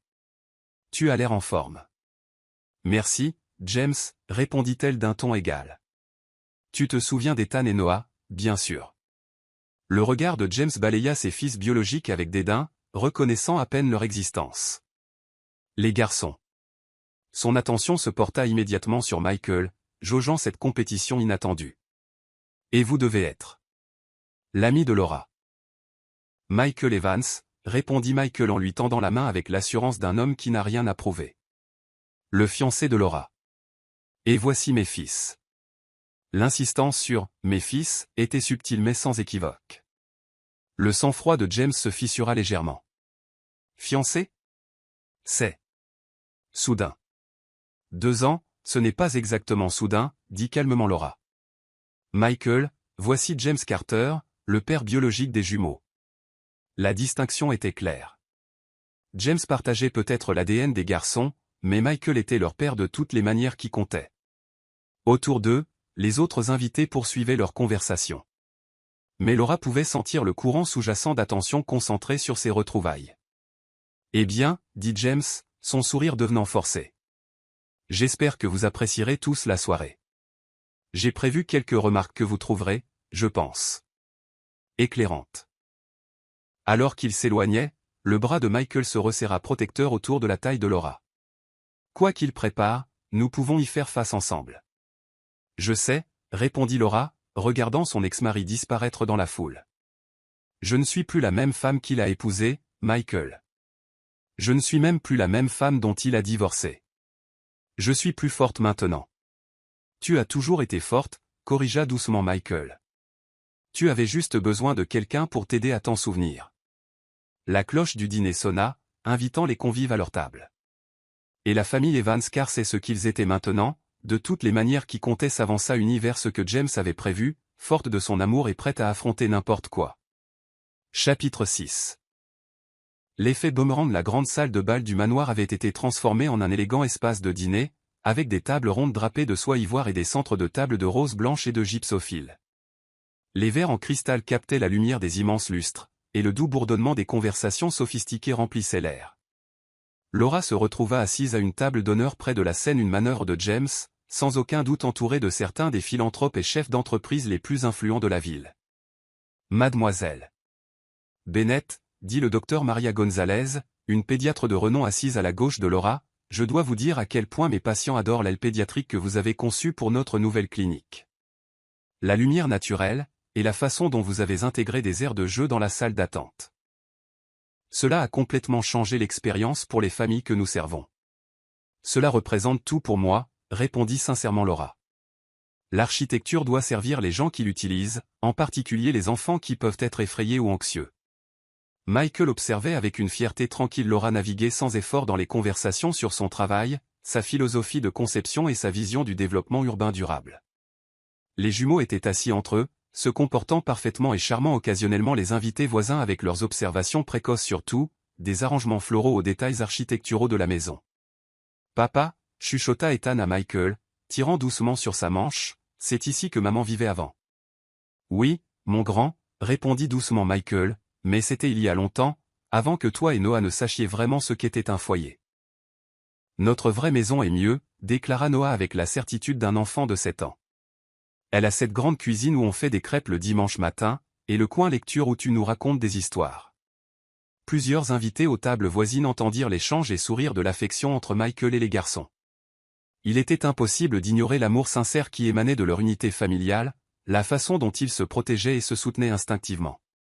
De l'autre côté de la pièce, James se tenait à la table d'honneur, la mâchoire crispée, en regardant Laura commander le respect et l'admiration de certaines des personnes les plus influentes de la ville. Ce n'était pas la mère célibataire désespérée et en difficulté qu'il s'attendait à humilier. C'était une femme accomplie et confiante qui avait clairement sa place dans ce monde, peut-être plus que lui-même. Mesdames et messieurs, la voix de James retentit alors qu'il se levait et tapotait son verre en cristal avec une cuillère en argent. Les conversations s'apaisèrent progressivement tandis que toute l'attention se concentrait sur leur hôte. « Si je pouvais avoir votre attention, s'il vous plaît. » La salle devint silencieuse, et James savoura ce moment où tous les yeux étaient rivés sur lui. C'était son domaine, sa soirée, sa chance de rappeler à tout le monde qui détenait le pouvoir ici. « Merci à tous de vous joindre à moi pour cette soirée très spéciale, commença-t-il, son sourire étudié et charmant. La Fondation James Carter s'est toujours engagée à soutenir ceux de notre communauté qui ont besoin d'un coup de main. Et ce soir est une célébration des progrès que nous avons accomplis ensemble. » Des applaudissements polis parcoururent la salle, et la confiance de James grandit. Mais avant de discuter de nos réalisations, j'aimerais prendre un moment pour honorer une personne très spéciale qui est parmi nous ce soir, une personne dont l'histoire incarne parfaitement la résilience et la détermination que notre fondation s'efforce de soutenir. Laura sentit la main de Michael trouver la sienne sous la table, ses doigts s'entrelaçant avec les siens dans un geste de solidarité. Elle voyait où cela menait. Et, étonnamment, elle ne ressentit aucune peur, seulement une calme certitude que, quoi que James lui lance, elle pourrait y faire face. Il y a 3 ans, poursuivit James, sa voix prenant un ton de sympathie calculée, j'ai vu quelqu'un de très proche de moi faire face au défi le plus difficile de sa vie. Se retrouvant soudainement seul, avec 2 jeunes enfants à charge, et sans réelle perspective de carrière. Elle aurait pu abandonner. Elle aurait pu accepter la défaite. La foule écoutait attentivement maintenant, captivée par le talent de conteur de James. Mais à la table où Laura était assise, plusieurs invités commençaient à paraître mal à l'aise. Le docteur Gonzalez fronça légèrement les sourcils, reconnaissant clairement que James parlait de quelqu'un présent au gala. Mais cette femme remarquable, continua James, ses yeux trouvant ceux de Laura à travers la pièce, a décidé de se battre. Elle a pris les compétences qu'elle avait aussi modestes soient-elles et a essayé de construire quelque chose à partir de rien. Ce ne fut pas facile. Il y a eu des revers, des échecs, des moments où je suis sûr qu'elle s'est demandé si elle n'avait pas fait une terrible erreur. L'emprise de Michael sur la main de Laura se resserra, mais elle serra en retour pour le rassurer. Elle sentait les jumeaux s'agiter nerveusement sur leur chaise, sentant le courant de tension même s'ils ne comprenaient pas entièrement ce qui se passait. Mais grâce à sa pure détermination, dit James, son sourire s'élargissant, et avec l'aide de quelques bienfaiteurs très généreux qui ont vu du potentiel dans sa situation unique, elle a réussi à créer une petite mais respectable entreprise. Rien de spectaculaire, vous comprenez, mais assez pour subvenir aux besoins de ses enfants et maintenir sa dignité. La condescendance dans sa voix devenait impossible à ignorer. Plusieurs invités échangèrent des regards, et le froncement de sourcils du docteur Gonzalez s'intensifia alors qu'elle réalisait exactement de qui James parlait et à quel point son hommage devenait inapproprié. Et donc, James leva son verre, sa voix dégoulinant d'une fausse chaleur, « J'aimerais demander à tout le monde de se joindre à moi pour honorer Laura Bennett, mon ancienne épouse, pour son parcours inspirant, des circonstances désespérées à un succès modeste. » La pause avant, succès modeste, était délibérée et cruelle, et les applaudissements épars qui suivirent furent hésitants et gênés. Le sourire de James était triomphant alors qu'il faisait un geste vers la table de Laura. « Laura, veuillez vous lever pour que tout le monde puisse reconnaître à leur juste valeur vos réalisations. » Pendant un instant, la salle de bal fut complètement silencieuse. C'était le moment que James planifiait depuis des semaines, l'humiliation publique de Laura, sa gratitude forcée pour sa reconnaissance condescendante, son aveu que tout ce qu'elle avait accompli n'était guère plus que de la charité. Mais quand Laura se leva de sa chaise, elle le fit avec une grâce et une dignité qui transformèrent toute la dynamique de la pièce. Elle se tenait droite dans sa robe bleu nuit, le menton fièrement levé, ses yeux calmes et stables alors qu'ils croisaient ceux de James à travers l'espace bondé. Merci, James, dit-elle, sa voix portant clairement dans la salle de bal silencieuse. Il est toujours éclairant d'entendre l'interprétation que quelqu'un d'autre fait de votre propre histoire. Une vague de murmures surpris parcourut la foule. Ce n'était pas la réponse reconnaissante et embarrassée à laquelle James s'attendait. Bien que je doive dire, continua Laura avec un léger sourire qui n'atteignit pas ses yeux, votre version semble omettre quelques détails importants. Par exemple, le fait que mon modeste cabinet d'architecture a conçu plus de 30 bâtiments dans cette seule ville, y compris le Centre culturel Wilson, qui a remporté le prix national d'architecture l'année dernière. Le docteur Gonzalez se mit à sourire, et plusieurs autres invités hochèrent la tête en signe de reconnaissance. Le Centre Wilson était célèbre dans toute la région. Ou le fait que le projet de logement durable de Parkside, que vous avez décrit si charmant, a fait l'objet d'un article dans Architectural Digest et est reproduit dans des villes à travers le pays comme modèle d'urbanisme éco-conscient. Maintenant, les murmures étaient approbateurs, et le sourire de James commençait à paraître crispé. Mais le plus important, dit Laura, sa voix s'adoucissant alors que son regard se portait sur Michael et les jumeaux, votre histoire omet la meilleure partie, la famille incroyable qui a choisi de m'aimer, non pas parce que j'avais besoin d'être sauvé, mais parce qu'ils ont vu ma valeur même quand je l'avais moi-même oubliée. Michael se leva souplement, posant une main de soutien sur son dos, et les jumeaux les flanquèrent immédiatement. L'image qu'il présentait était puissante, une famille forte et unie qui rayonnait d'amour et de respect mutuel. Alors oui, conclut Laura, s'adressant à la salle mais gardant les yeux fixés sur James, je suis reconnaissante de mon parcours. Chaque défi, chaque revers, chaque moment de doute m'a mené exactement là où je dois être, entouré de gens qui voient mes réalisations comme des célébrations, et non comme des cas de charité. Les applaudissements qui suivirent furent sincères et enthousiastes, menés par le docteur Gonzalez, et se propagèrent rapidement dans toute la salle. James resta figé à la table d'honneur, le visage rouge d'embarras et de rage alors que son humiliation soigneusement planifiée se retournait contre lui de façon spectaculaire. Bien dit. Lança Eleanor Wentworth depuis une table voisine, sa voix portant juste assez pour être entendue. C'était certainement éclairant, mais peut-être pas de la manière dont notre hôte l'entendait. Alors que Laura se rasseyait, acceptant gracieusement les félicitations des invités autour d'elle, James lutta pour reprendre le contrôle de la situation. Oui. Eh bien, dit-il, la voix légèrement rauque. Laura a toujours été ambitieuse, peut-être un peu trop. Compte tenu de ses origines. Le commentaire flotta dans l'air comme un nuage toxique, et cette fois, les regards des approbateurs de la foule étaient dirigés carrément vers James. L'expression de Michael s'assombrit dangereusement, mais avant qu'il ne puisse répondre, la jeune voix d'Ethan s'éleva de leur table. « Qu'est-ce qu'il y a de mal avec les origines de maman ?» demanda le garçon de 7 ans avec une confusion sincère. Elle a grandi dans un quartier où les gens s'entraidaient, et sa grand-mère lui a appris que les belles choses devraient être pour tout le monde, pas seulement pour les riches. C'est pour ça qu'elle construit de si jolies maisons pour des familles comme nous l'étions avant. L'observation innocente de l'enfant perça les prétentions de James comme une lame. Noah hocha la tête avec ferveur, en accord avec son jumeau. Maman dit que les meilleurs bâtiments sont ceux qui donnent aux gens le sentiment d'appartenir à un endroit sûr et heureux. Le contraste était frappant, 2 enfants défendant les valeurs et les origines de leur mère avec un amour pur et honnête, tandis que leur père biologique essayait de lui faire honte pour les qualités mêmes qui la rendaient extraordinaire. Les enfants voient souvent les choses plus clairement que les adultes, observa le docteur Gonzalez d'un ton pointu, et son commentaire attira des murmures d'approbation dans la salle. James réalisa avec une horreur croissante qu'il perdait le contrôle de son propre événement. La sympathie de la foule s'était complètement tournée vers Laura, et ses tentatives de la rabaisser ne faisaient que le faire paraître mesquin et cruel. Ses mains tremblaient légèrement alors qu'il attrapait son verre d'eau, son esprit cherchant désespérément un moyen de sauver la situation. Bien sûr, dit-il en forçant son sourire à revenir. Nous savons tous que Laura a eu de l'aide pour obtenir ses récents succès. C'est incroyable ce que les bonnes relations peuvent faire pour la carrière de quelqu'un. L'insinuation était claire et vicieuse, les réalisations de Laura étaient en quelque sorte illégitimes, achetées et payées plutôt que méritées. Mais avant que quiconque puisse répondre à cette nouvelle attaque, Michael se leva lentement, son mouvement délibéré et contrôlé. Quand il parla, sa voix était calme mais portait l'autorité indubitable d'un homme habitué à être entendu et obéi. « Vous avez absolument raison, James, dit Michael, ses yeux sombres fixés fermement sur son hôte. Les relations sont extrêmement importantes en affaires. La différence, c'est que certains d'entre nous s'associent au talent et à l'intégrité, tandis que d'autres, il laissa la phrase en suspens, lourde de sens. La salle était maintenant d'un silence de mort, la tension palpable alors que deux hommes puissants s'affrontaient à travers l'espace élégant. Mais ce n'était pas un combat entre égaux. James se révélait être petit, mesquin et cruel, tandis que Michael rayonnait de cette force tranquille qui commande un respect sincère.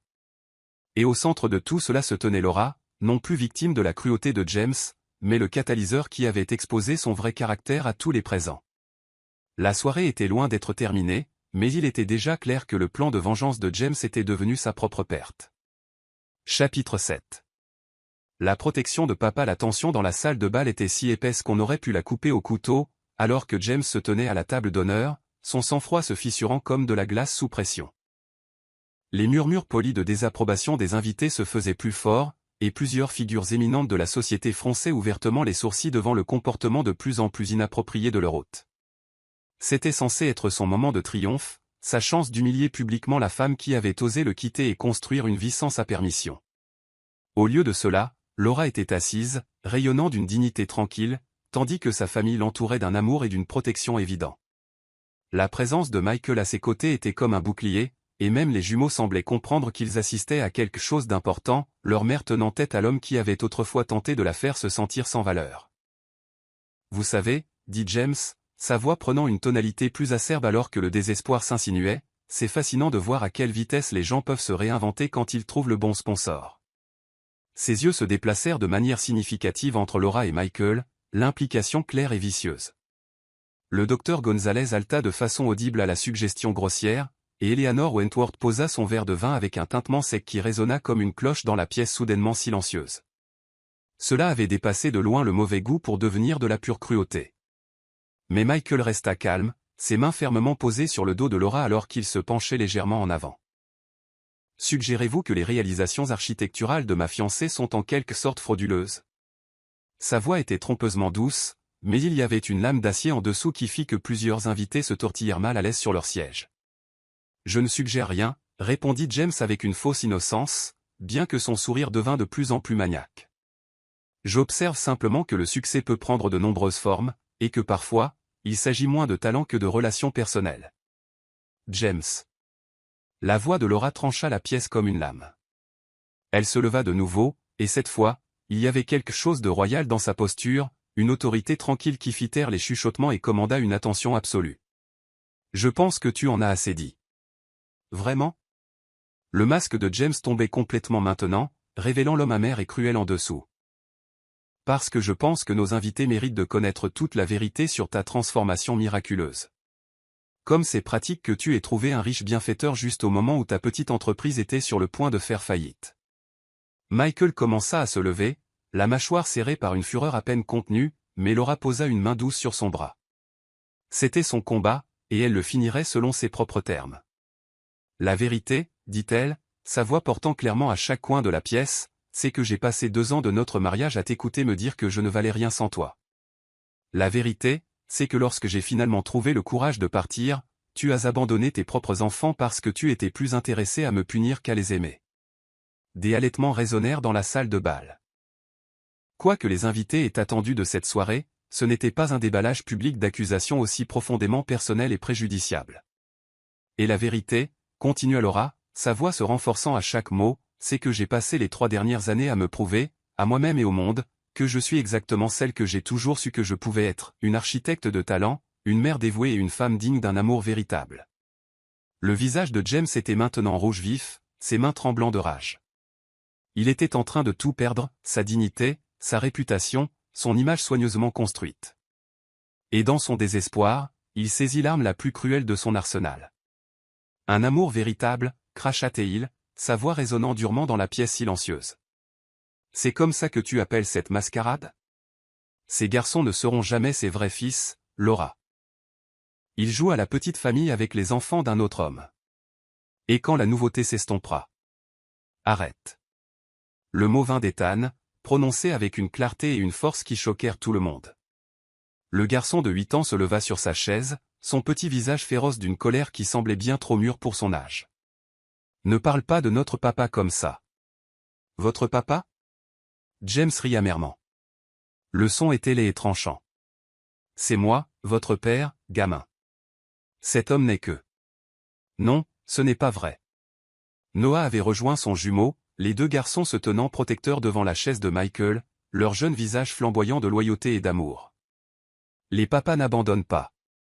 Les papas ne font pas pleurer leur famille. Les papas ne disent pas de choses méchantes sur les gens qu'ils sont censés aimer.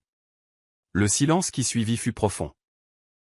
En l'espace de 30 secondes, deux enfants de 8 ans avaient prononcé une condamnation plus dévastatrice du caractère de James qu'aucun adulte n'aurait pu le faire.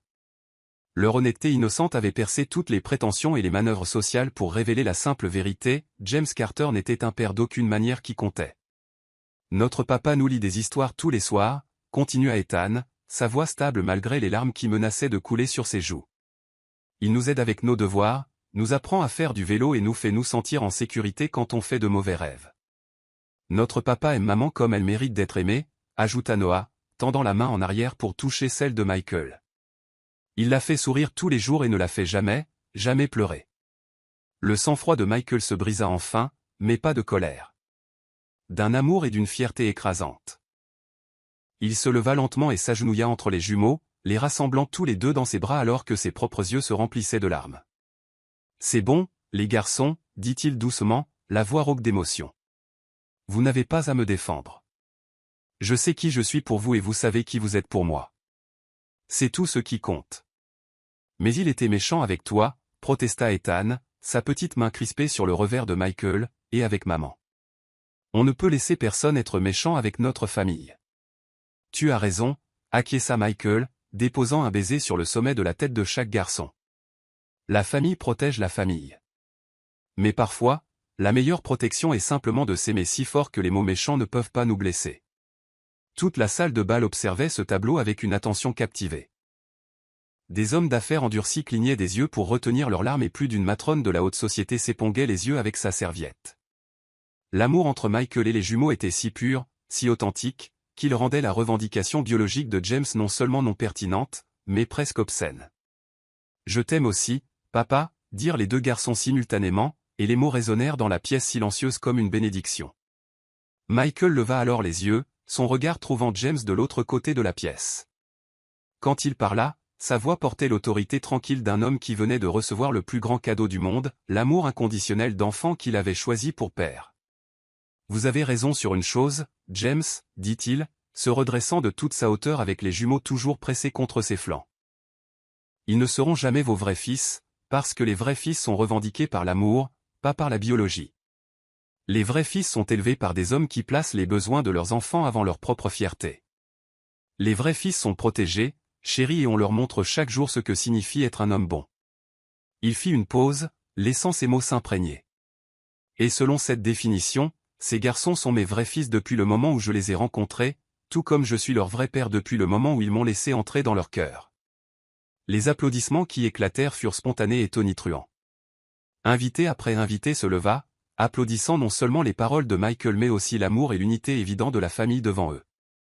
Le docteur Gonzalez pleurait ouvertement, et même le personnel de service s'était arrêté pour assister à ce moment. James se tenait seul à la table d'honneur, entouré des ruines de sa vengeance planifiée. Sa propre cruauté avait été sa perte, l'exposant comme un homme si consumé par l'amertume qu'il blesserait des enfants innocents pour satisfaire son besoin de contrôle. Le contraste entre sa vindicte mesquine et l'amour généreux de Michael était saisissant et accablant. Alors que les applaudissements s'éteignaient, Laura rejoignit sa famille, enlaçant Michael et les jumeaux dans une étreinte qui semblait rayonner de bonheur. Quand elle leva les yeux vers James, il n'y avait aucune colère dans son expression, seulement de la pitié. « Merci », dit-elle simplement, et les mots portèrent clairement à travers la pièce silencieuse. « Pourquoi » demanda James, la voix basse et vaincue. « Pour avoir montré à tout le monde ici, y compris à nos fils, quel genre d'homme tu es vraiment, répondit-elle. Et pour avoir prouvé sans l'ombre d'un doute que nous sommes exactement là où nous devons être. » Elle se retourna vers Michael, qui aidait les jumeaux à lisser leur smoking froissé avec le soin patient d'un père dévoué. « On rentre à la maison » demanda-t-elle doucement. « Je pense que nous avons fait passer notre message. » Mais avant qu'il ne puisse se diriger vers la sortie, la voix de James retentit une dernière fois, brute de désespoir et de fureur. « Ce n'est pas fini, Laura, » cria-t-il, abandonnant toute prétention de dignité. « Tu crois que tu as gagné. Mais je sais des choses sur toi. Sur ta précieuse entreprise. Sur l'origine réelle de ton succès. Je pourrais détruire tout ce que tu as construit avec un seul coup de fil. L'expression de Michael changea alors, le père aimant disparaissant pour révéler l'homme d'affaires milliardaire qui avait bâti un empire grâce à une réflexion stratégique et une planification minutieuse. Son sourire était froid et tranchant comme une lame. En fait, James, dit-il tranquillement, je pense que vous allez découvrir que tout ceci est bel et bien terminé. Mais si vous souhaitez discuter d'affaires et de l'origine réelle du succès des gens, je suis sûr que mes avocats seraient ravis d'avoir cette conversation avec vous ce soir. En fait, si vous préférez. La menace était subtile mais sans équivoque, et le visage de James devint blanc alors qu'il réalisait soudain qu'il n'était pas le seul dans la pièce à avoir des secrets à cacher. Alors que la famille Evans car c'est ce qu'ils étaient vraiment se dirigeaient vers la sortie la tête haute, ils laissèrent derrière eux une salle pleine de témoins du pouvoir de l'amour et du vide de la vengeance mesquine. Le plan de James avait échoué, non pas à cause de la manipulation ou de la richesse, mais parce qu'il avait sous-estimé la force d'une famille bâtie sur une affection sincère et un respect mutuel. La vraie victoire n'était pas dans son humiliation. Elle était dans l'amour qui entourait Laura et ses enfants, les protégeant de tout le venin qu'ils pouvaient cracher. Ils étaient désormais intouchables, enveloppés dans un lien qu'aucune amertume ne pourrait briser. Chapitre 8. La tempête parfaite. La salle de bal était tombée dans un silence inconfortable alors que les invités digéraient ce dont ils venaient d'être témoins. James Carter, homme d'affaires prospère, philanthrope respecté, pilier de la communauté, venait de se révéler être un homme amer et cruel qui s'attaquerait à des enfants innocents pour satisfaire son besoin de vengeance. Le contraste entre sa vindicte mesquine et l'amour évident de la famille Evans était si frappant que plusieurs invités dévisageaient ouvertement leur hôte avec dégoût. Alors que Laura et sa famille se dirigeaient vers la sortie, la tête haute malgré la confrontation émotionnelle, James sentit quelque chose se briser en lui. Ce n'était pas comme ça que ça devait se terminer. Il était censé être triomphant, justifié, prouvant que Laura ne valait rien. Au lieu de cela, il se tenait seul dans sa propre salle de bal, entouré de gens qui le voyaient maintenant pour ce qu'il était vraiment, un homme si consumé par l'amertume qu'il blesserait des enfants pour apaiser sa propre douleur. « Tu ne vas pas t'en tirer comme ça, gronda James, se déplaçant rapidement à travers la foule avant que quiconque ne puisse réagir. Son désespoir le rendait imprévisible, et il parvint à atteindre Laura avant que la sécurité ne puisse l'intercepter. Laura sentit sa main se refermer sur son bras avant de le voir arriver. Sa poigne était serrée, possessive, et pendant un instant, elle fut transportée 3 ans en arrière, la nuit où il avait fait ses valises, quand ses mains avaient laissé des bleus sur ses poignets alors qu'il la secouait en lui disant qu'elle n'arriverait jamais à rien sans lui. Mais elle n'était plus cette femme brisée. Elle se dégagea avec une force qui les surprit tous les deux, ses yeux sombres brillant d'une fureur qui s'était accumulée pendant 3 ans. « Ne me touche plus jamais, dit-elle, sa voix basse et d'un calme mortel. » Les mots portèrent clairement dans la salle de bal, et les invités les plus proches altèrent à l'implication évidente de violences passées. Michael fut à ses côtés en 2 grandes enjambées, tout son corps irradiant une fureur protectrice. Mais avant qu'il ne puisse dire ou faire quoi que ce soit, 2 petites silhouettes s'interposèrent entre James et leur famille. Ethan et Noah se tenaient côte à côte, leurs visages de 7 ans empreints d'une détermination qui aurait été amusante si la situation n'était pas si grave. Ils paraissaient incroyablement petits à côté de la silhouette imposante de James, mais leur posture était intrépide, protectrice tout ce que leur père biologique n'avait jamais été. « Laisse notre maman tranquille, dit Ethan, sa jeune voix stable malgré le tremblement que Laura pouvait entendre en dessous. Elle ne t'appartient plus. Elle ne t'a jamais appartenu, ajouta Noah, avec l'honnêteté brutale que seuls les enfants peuvent livrer. Maman dit que les gens ne sont pas des objets que d'autres peuvent posséder. Elle s'appartient à elle-même, et elle choisit d'être avec nous parce qu'on l'aime comme il faut. James baissa les yeux sur les 2 garçons, ses fils biologiques, les enfants qu'il avait abandonnés sans un regard en arrière, et sentit son monde basculer. Il protégeait la femme qu'il avait essayé de détruire, défendait l'homme qu'il avait remplacé, s'opposant à leur propre père biologique sans hésitation ni doute. « Ce ne sont pas tes enfants, dit James à Michael, la voix brisée par le désespoir. C'est mon sang, ce sont mes fils, et j'ai des droits. Non, vous n'en avez aucun. La voix de Michael trancha la tirade de James comme une lame, calme mais chargée d'une autorité qui fit taire toute la salle de bal. Il plongea la main dans sa veste et en sortit un document plié, ses mouvements délibérés et maîtrisés. Vous avez renoncé à vos droits parentaux il y a 2 ans, continua Michael, ses yeux sombres ne quittant jamais le visage de James, lorsque vous avez décidé que payer la pension alimentaire était un fardeau trop lourd et que vous avez officiellement abandonné toute prétention légale sur Ethan et Noah. Le document tomba en virevoltant sur le sol entre eux, mais son impact fut sismique. Des halètements parcoururent la salle de bal à mesure que les implications devenaient claires. James n'avait pas seulement abandonné ses enfants émotionnellement, il les avait légalement reniés pour échapper à ses responsabilités financières. C'est impossible, balbutia James, mais son visage était devenu blême. Je n'ai jamais rien signé. Vous l'avez signé dans le bureau de votre avocat le 15 mars, il y a 2 ans, poursuivit Michael, implacable, le jour même où vous avez finalisé l'achat de votre nouveau Penthouse. Apparemment, vous avez décidé que votre style de vie était plus important que le bien-être de vos enfants. Le docteur Gonzalez porta la main à sa bouche, horrifié, et Eleanor Wentworth recula carrément, comme si James était un être toxique. Partout dans la pièce, l'élite de la ville digérait la révélation que leur hôte avait abandonné ses propres enfants pour de l'argent. Vous avez fait enquêter sur eux, dit Laura à voix basse, la compréhension inondant sa voix. Vous étiez au courant pour les papiers. Je suis au courant de beaucoup de choses, répondit Michael. Son regard toujours fixé sur James. Y comprit le fait que les papiers d'adoption ont été finalisés il y a 6 mois. Ethan et Noah sont légalement mes fils maintenant, et vous ne pouvez rien y faire.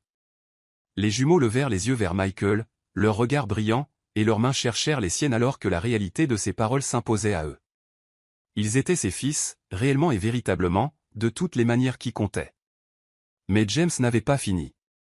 Acculé et désespéré, il explosa avec la fureur sauvage d'un homme qui n'avait plus rien à perdre. « Tu crois que tu as gagné » gronda-t-il, des postillons s'échappant de ses lèvres tandis qu'il pointait un doigt accusateur sur Laura. « Tu crois que tu peux débarquer chez moi et m'humilier devant mes amis ? Votre maison ?» Le sourire de Michael était acéré et glacial, porteur d'une promesse de destruction qui fit reculer inconsciemment plusieurs invités. « C'est intéressant.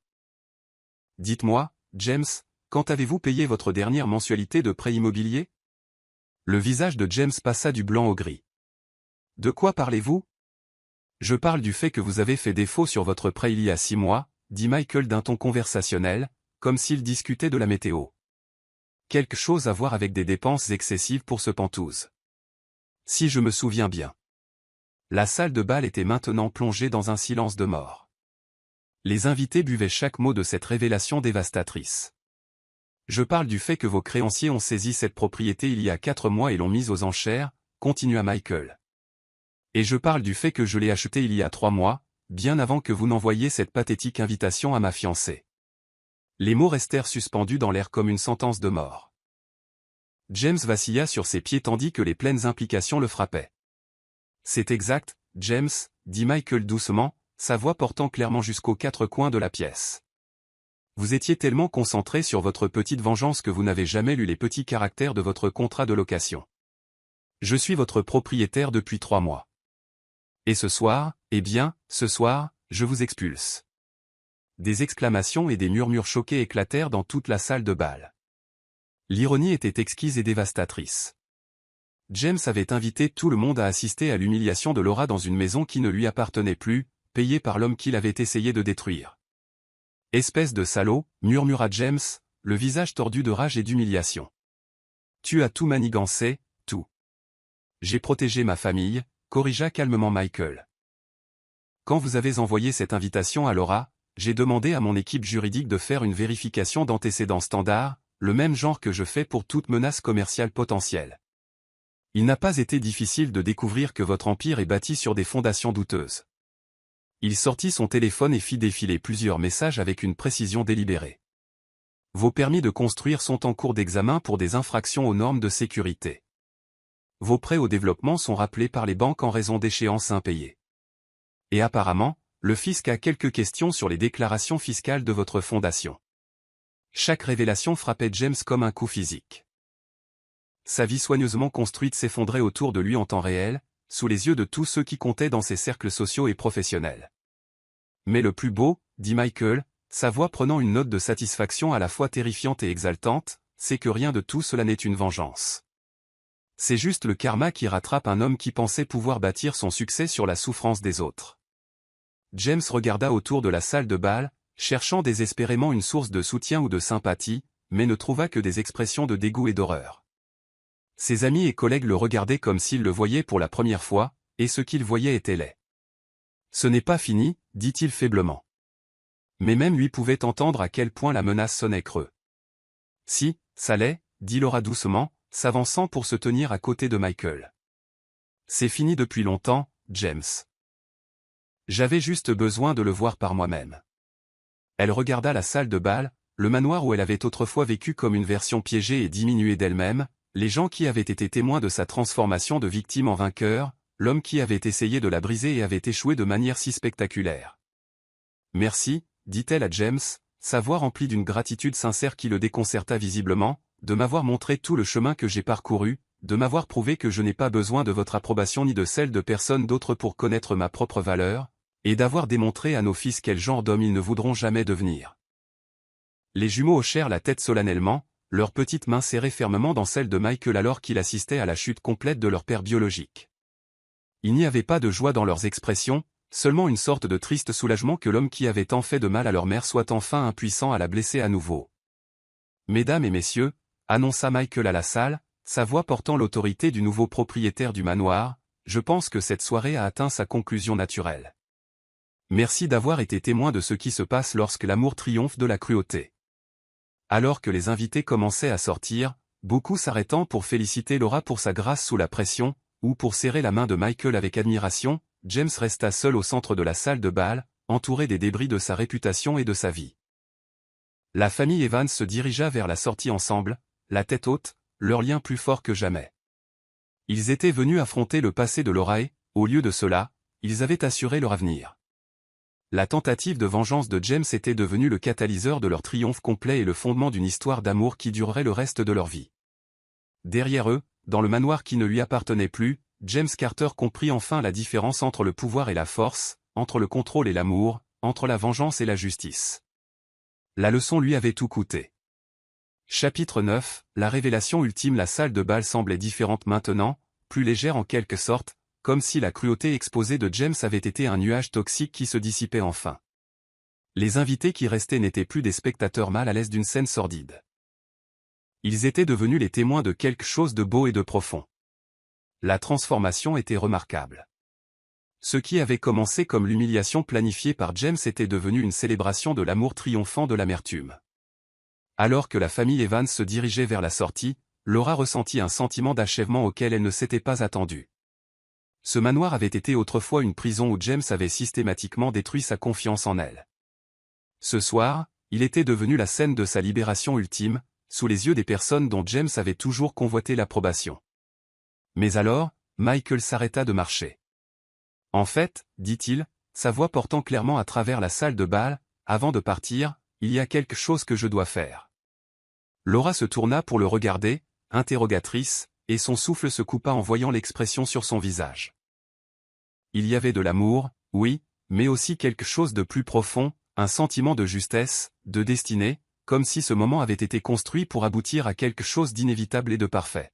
« Je sais que je t'ai déjà demandé en mariage, » dit Michael, sa voix chaude de tendresse alors qu'il la regardait dans les yeux, « et je sais que tu as déjà dit oui, mais c'était privé, juste pour nous. » Ceci, fit-il en désignant la salle de bal autour d'eux, les invités qui observaient avec une curiosité et un plaisir croissant, c'est l'endroit où James a essayé de te faire sentir petite et sans valeur il y a 3 ans. La compréhension illumina les yeux de Laura, suivie rapidement de larmes qui n'avaient rien à voir avec la tristesse. « Je veux que ce soit ici que le monde te voie exactement tel que tu es, » continua Michael, sa voix se renforçant à chaque mot. « Brillante. Belle. Digne de toutes les bonnes choses que la vie a à offrir. Je veux que ce soit ici que notre histoire d'amour conquiert l'endroit où ta douleur a commencé. » Les derniers invités avaient interrompu leur départ, attirés par l'émotion évidente dans la voix de Michael. Même les serveurs avaient cessé leur nettoyage, sentant que quelque chose d'extraordinaire était sur le point de se produire. Michael posa un genou à terre au centre de la salle de bal, sortant la bague de fiançailles de sa poche, la même que Laura portait déjà. Mais ce moment était différent. C'était une déclaration publique, une revendication, une affirmation à tous les présents que cette femme était chérie au-delà de toute mesure.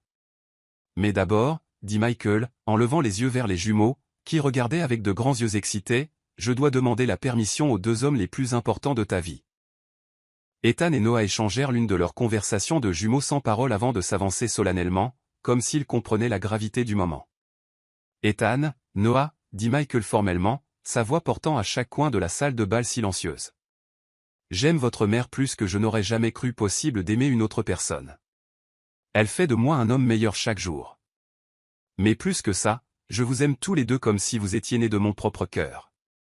Vous êtes mes fils de toutes les manières qui comptent, et je veux passer le reste de ma vie à être le père que vous méritez.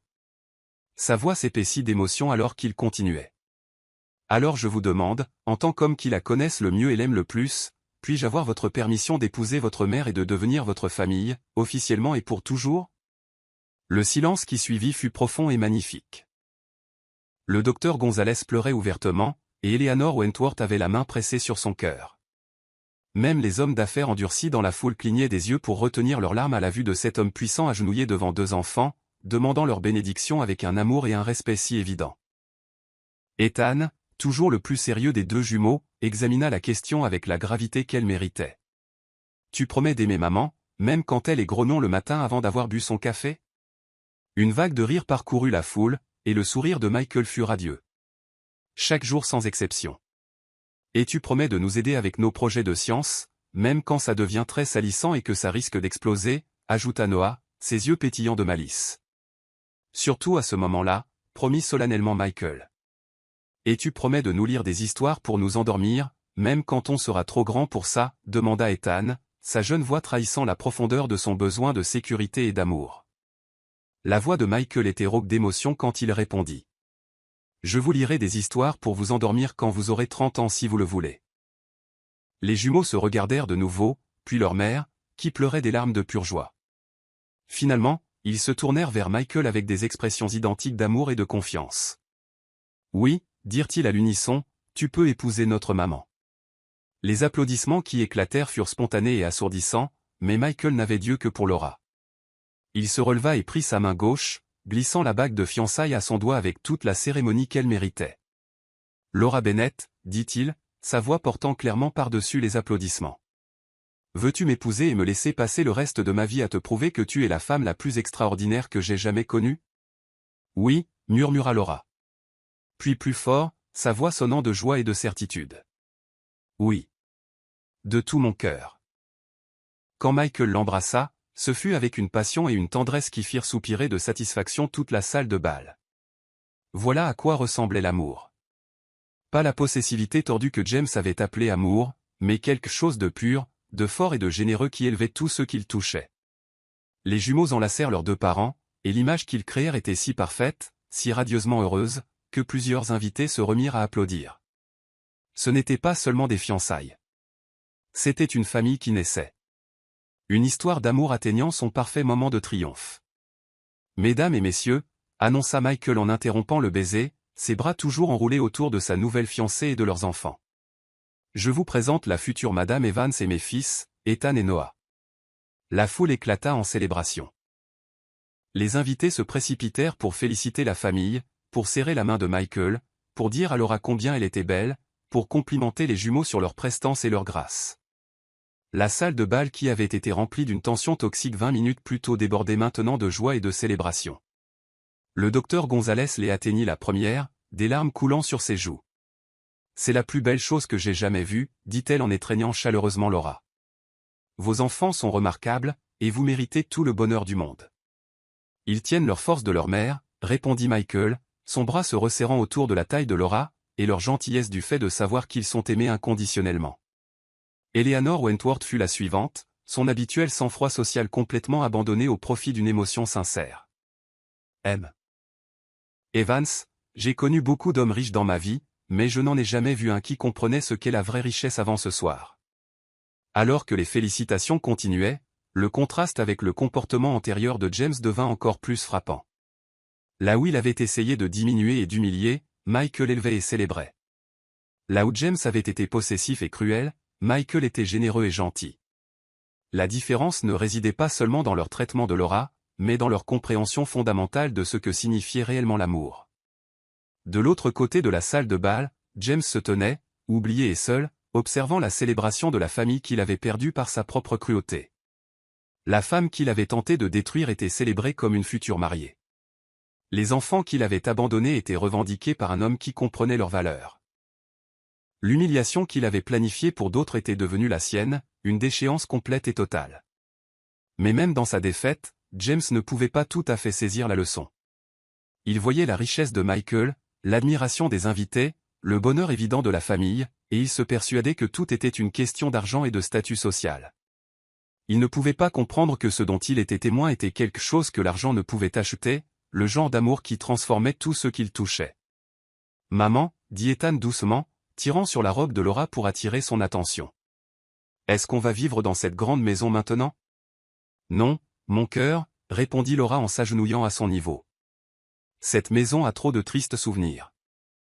Nous allons rester dans notre vraie maison, celle où nous faisons des pancakes le dimanche matin et où nous lisons des histoires près de la cheminée. » « Tant mieux, dit Noah avec conviction. Cette maison est jolie, mais on ne sent pas que l'amour y vit. La vérité sort de la bouche des enfants. Le garçon de 7 ans venait d'articuler quelque chose que les adultes dans la pièce commençaient seulement à comprendre, un foyer n'était pas une question de grandeur ou de coût, mais de l'amour qui le remplissait. Michael entendit l'échange et sentit son cœur se gonfler de fierté et d'affection pour ces enfants incroyables qui lui avaient appris plus sur ce qui comptait que tous ses succès professionnels réunis. Quoique, dit-il pensivement, une lueur malicieuse dans les yeux, nous pourrions envisager de prendre une maison plus grande bientôt. J'ai le sentiment que notre famille pourrait s'agrandir à l'avenir. Laura rougit magnifiquement à cette insinuation, et les jumeaux semblaient excités à la perspective d'avoir des frères et sœurs. Même au milieu de leur triomphe, ils regardaient déjà vers l'avenir qu'ils allaient construire ensemble. Alors que la soirée touchait à sa fin et que les derniers invités offraient leurs félicitations avant de partir, la famille Evans se retrouva seule dans la salle de bal qui avait été le théâtre de leur victoire ultime. James avait disparu à un moment donné, s'éclipsant comme le lâche qu'il avait toujours été sous sa bravade. « Tu es prête à rentrer à la maison ?» demanda Michael, rassemblant sa famille près de lui. « Plus que prête », répondit Laura, regardant le manoir une dernière fois. « Je ne veux plus jamais revoir cet endroit. » En fait, dit Michael avec un sourire qui contenait des promesses de merveilleuses surprises, j'ai des projets pour cette maison. Je pense qu'elle ferait un excellent centre communautaire, peut-être avec une école d'architecture attenante, où des designers talentueux pourront apprendre à créer des maisons qui servent vraiment les gens qui y vivent. Les yeux de Laura se remplirent à nouveau de larmes devant la belle ironie. Le manoir où James avait essayé de briser son esprit deviendrait un lieu où d'autres architectes apprendraient à construire avec amour et intention. Je t'aime, dit-elle simplement, les mots portant tout le poids de la gratitude, de l'émerveillement et d'un amour profond et durable. Je t'aime aussi, répondit Michael. Vous tous. Pour toujours. Alors qu'ils sortaient du manoir ensemble, les jumeaux bavardant avec enthousiasme sur les préparatifs du mariage et se demandant s'ils pourraient avoir du gâteau pour le petit déjeuner demain, Laura réalisa que la vengeance n'avait jamais été le but. Le but avait été l'amour, le trouver, le garder, le protéger et le laisser transformer tout ce qu'il touchait. La cruauté de James avait été vaincue, non pas en y répondant par la même monnaie, mais en s'élevant au-dessus. Sa tentative de prouver que Laura ne valait rien avait au contraire mis en lumière sa valeur incroyable. Son plan pour l'humilier était devenu la scène de la plus belle histoire d'amour que les invités aient jamais vue. Et à la fin, c'était la défaite la plus dévastatrice de toutes. Chapitre 10, la couronne de la victoire. Un an plus tard, le même manoir qui avait été la scène de l'humiliation planifiée par James resplendissait maintenant de chaleur et de célébration, transformé par l'amour en quelque chose de entièrement différent. Des cascades de roses blanches et de gardénias tombaient de chaque surface, leur doux parfum se mêlant au rire et à la joie. La salle de bal où Laura avait autrefois affronté son bourreau était maintenant remplie de familles et d'amis, réunis pour célébrer son mariage avec Michael, une réception de mariage qui ressemblait plus au couronnement de la victoire ultime de l'amour sur la cruauté. Laura se tenait près des portes-fenêtres menant au jardin, sa robe de mariée un chef-d'œuvre de simplicité élégante qui lui donnait l'air d'une déesse sculptée dans la lumière des étoiles. La robe flottait autour d'elle comme de la soie liquide, et le collier de perles antiques ayant appartenu à la grand-mère de Michael captait la lumière des lustres au-dessus. Elle était radieuse de bonheur, ses yeux sombres pétillants alors qu'elle regardait son nouveau mari danser avec leur fils. Ethan et Noah, 9 ans, resplendissant dans des smokings juniors assortis, se tenaient sur les pieds de Michael pendant qu'il les faisait valser sur la piste de danse. Leurs éclats de rire résonnaient dans la salle de bal, purs et joyeux, tandis que les invités les regardaient avec des larmes aux yeux. Voilà à quoi ressemblait une famille, non pas la froide formalité du monde de James, mais quelque chose de chaleureux, de réel et d'infiniment précieux. Madame Evans. Le nom provoquait encore des frissons de plaisir le long de la colonne vertébrale de Laura. Elle se tourna pour trouver le docteur Maria Gonzalez s'approchant avec une flûte de champagne et un sourire qui irradiait une affection sincère. « Je n'arrive toujours pas à y croire », admit Laura, acceptant le verre avec gratitude. « Il y a un an, j'avais peur ne serait-ce que d'être dans cette maison. Maintenant, c'est notre foyer. » « Et quelle transformation vous avez accomplie ?» répondit Maria, en désignant l'espace. « J'ai entendu parler de vos projets de transformer l'Allée en un centre d'architecture communautaire. C'est brillant, exactement ce dont ce quartier a besoin. » « C'est une idée de Michael, en fait, » dit Laura, sa voix douce d'amour alors qu'elle regardait son mari faire tournoyer leur garçon en cercle délicat. Il a dit que la maison devait être remplie de créativité et de rêve au lieu d'amertume et de vengeance. L'année écoulée avait été un tourbillon de changement et de croissance. Fidèle à sa parole, Michael avait transformé le manoir en leur maison familiale tout en préservant ses plus grands espaces pour un usage communautaire. L'allée abritait désormais un programme d'architecture de pointe où de jeunes designers apprenaient à créer des logements abordables et durables. Les jardins avaient été ouverts au public, avec des aires de jeu et des espaces communautaires qui rassemblaient les familles plutôt que de les séparer. L'ancien sanctuaire de James était devenu un phare d'espoir et d'opportunité, exactement le contraire de tout ce qu'il avait représenté.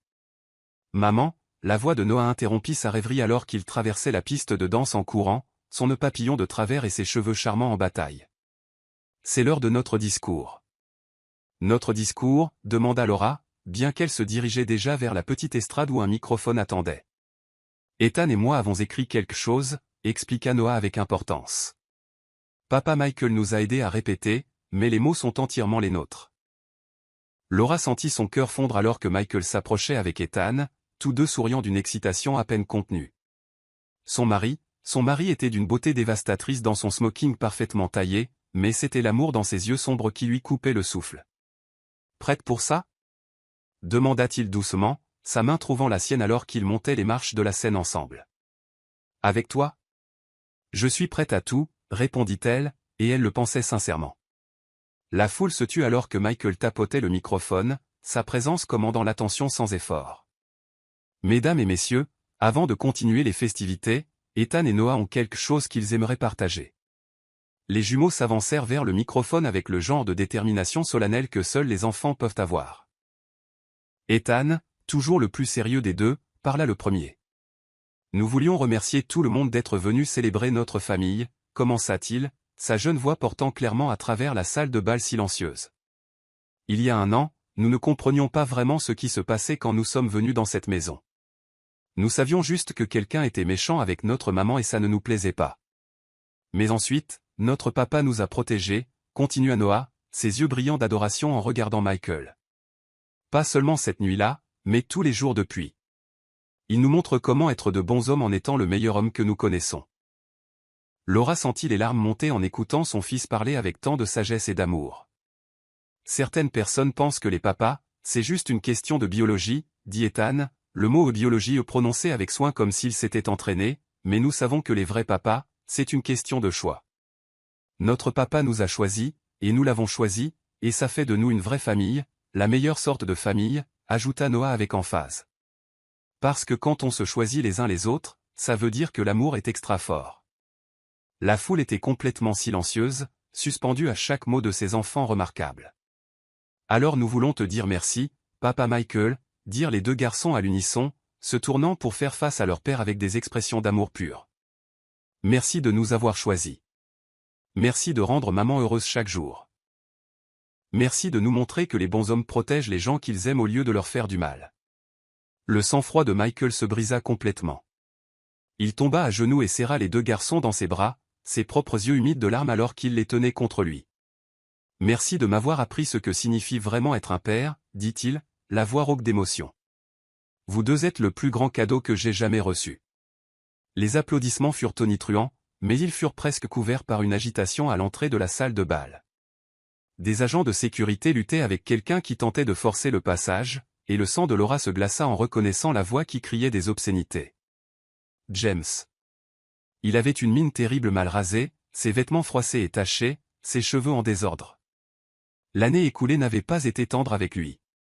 Son empire commercial s'était effondré sous les enquêtes. Sa réputation était en ruine, et ses anciens amis traversaient la rue pour l'éviter. Mais apparemment, son amertume restait intacte. Tu crois que tu as gagné? Hurla-t-il, luttant contre les agents de sécurité qui le retenaient. Tu crois que tu peux voler ma vie et vivre heureux pour toujours? Michael se leva lentement, son expression d'un calme mortel alors qu'il se plaçait de manière protectrice devant sa famille. Appelez la police, dit-il calmement à l'un des agents. Monsieur Carter enfreint son ordonnance restrictive. C'est ma maison, cria James, sa voix résonnant contre le plafond voûté. Ma vie, mes enfants. Non, dit fermement Ethan, se plaçant à côté de Michael, le menton fièrement relevé. C'est notre maison maintenant, notre famille, notre vie. Et tu n'es pas notre papa, ajouta Noah avec la franchise brutale de l'enfance. Tu ne l'as jamais été. Les papas n'abandonnent pas leurs enfants. Les papas ne font pas de mal aux gens. Les papas n'essaient pas de ruiner le bonheur de leurs enfants. Le contraste était dévastateur. James, débraillé et vociférant, ressemblait exactement à ce qu'il était, un homme consumé par l'amertume et la rage. Pendant ce temps, la famille Evans se tenait unie dans une élégante unité, leur amour l'un pour l'autre visible et inébranlable. En fait, James, dit Michael d'un ton conversationnel, comme s'il discutait de la météo plutôt que de l'effondrement complet de l'homme. Il y a quelque chose que je ne vous ai jamais dit sur la façon dont tout cela a commencé. La police était arrivée et s'apprêtait à arrêter James. Mais Michael leva une main pour les faire patienter. Il voulait que James entende ça. J'ai vu Laura pour la première fois il y a 3 ans, continua Michael, sa voix portant clairement à travers la salle de bal silencieuse, à l'une de vos fêtes. En fait, vous la présentiez à quelqu'un comme votre petite femme qui se prend pour une architecte. Et je vous ai regardé l'humilier devant une salle pleine de gens. Le souffle de Laura se coupa. Elle se souvenait de cette nuit l'une des pires de son mariage, lorsque James avait systématiquement détruit sa confiance en elle devant ses associés.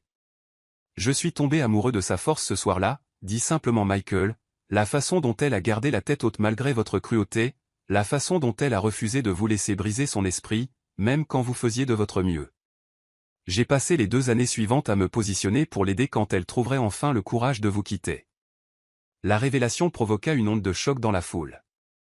Michael n'était pas seulement tombé amoureux de Laura après son divorce. Il avait planifié sa protection et la chute de James pendant des années.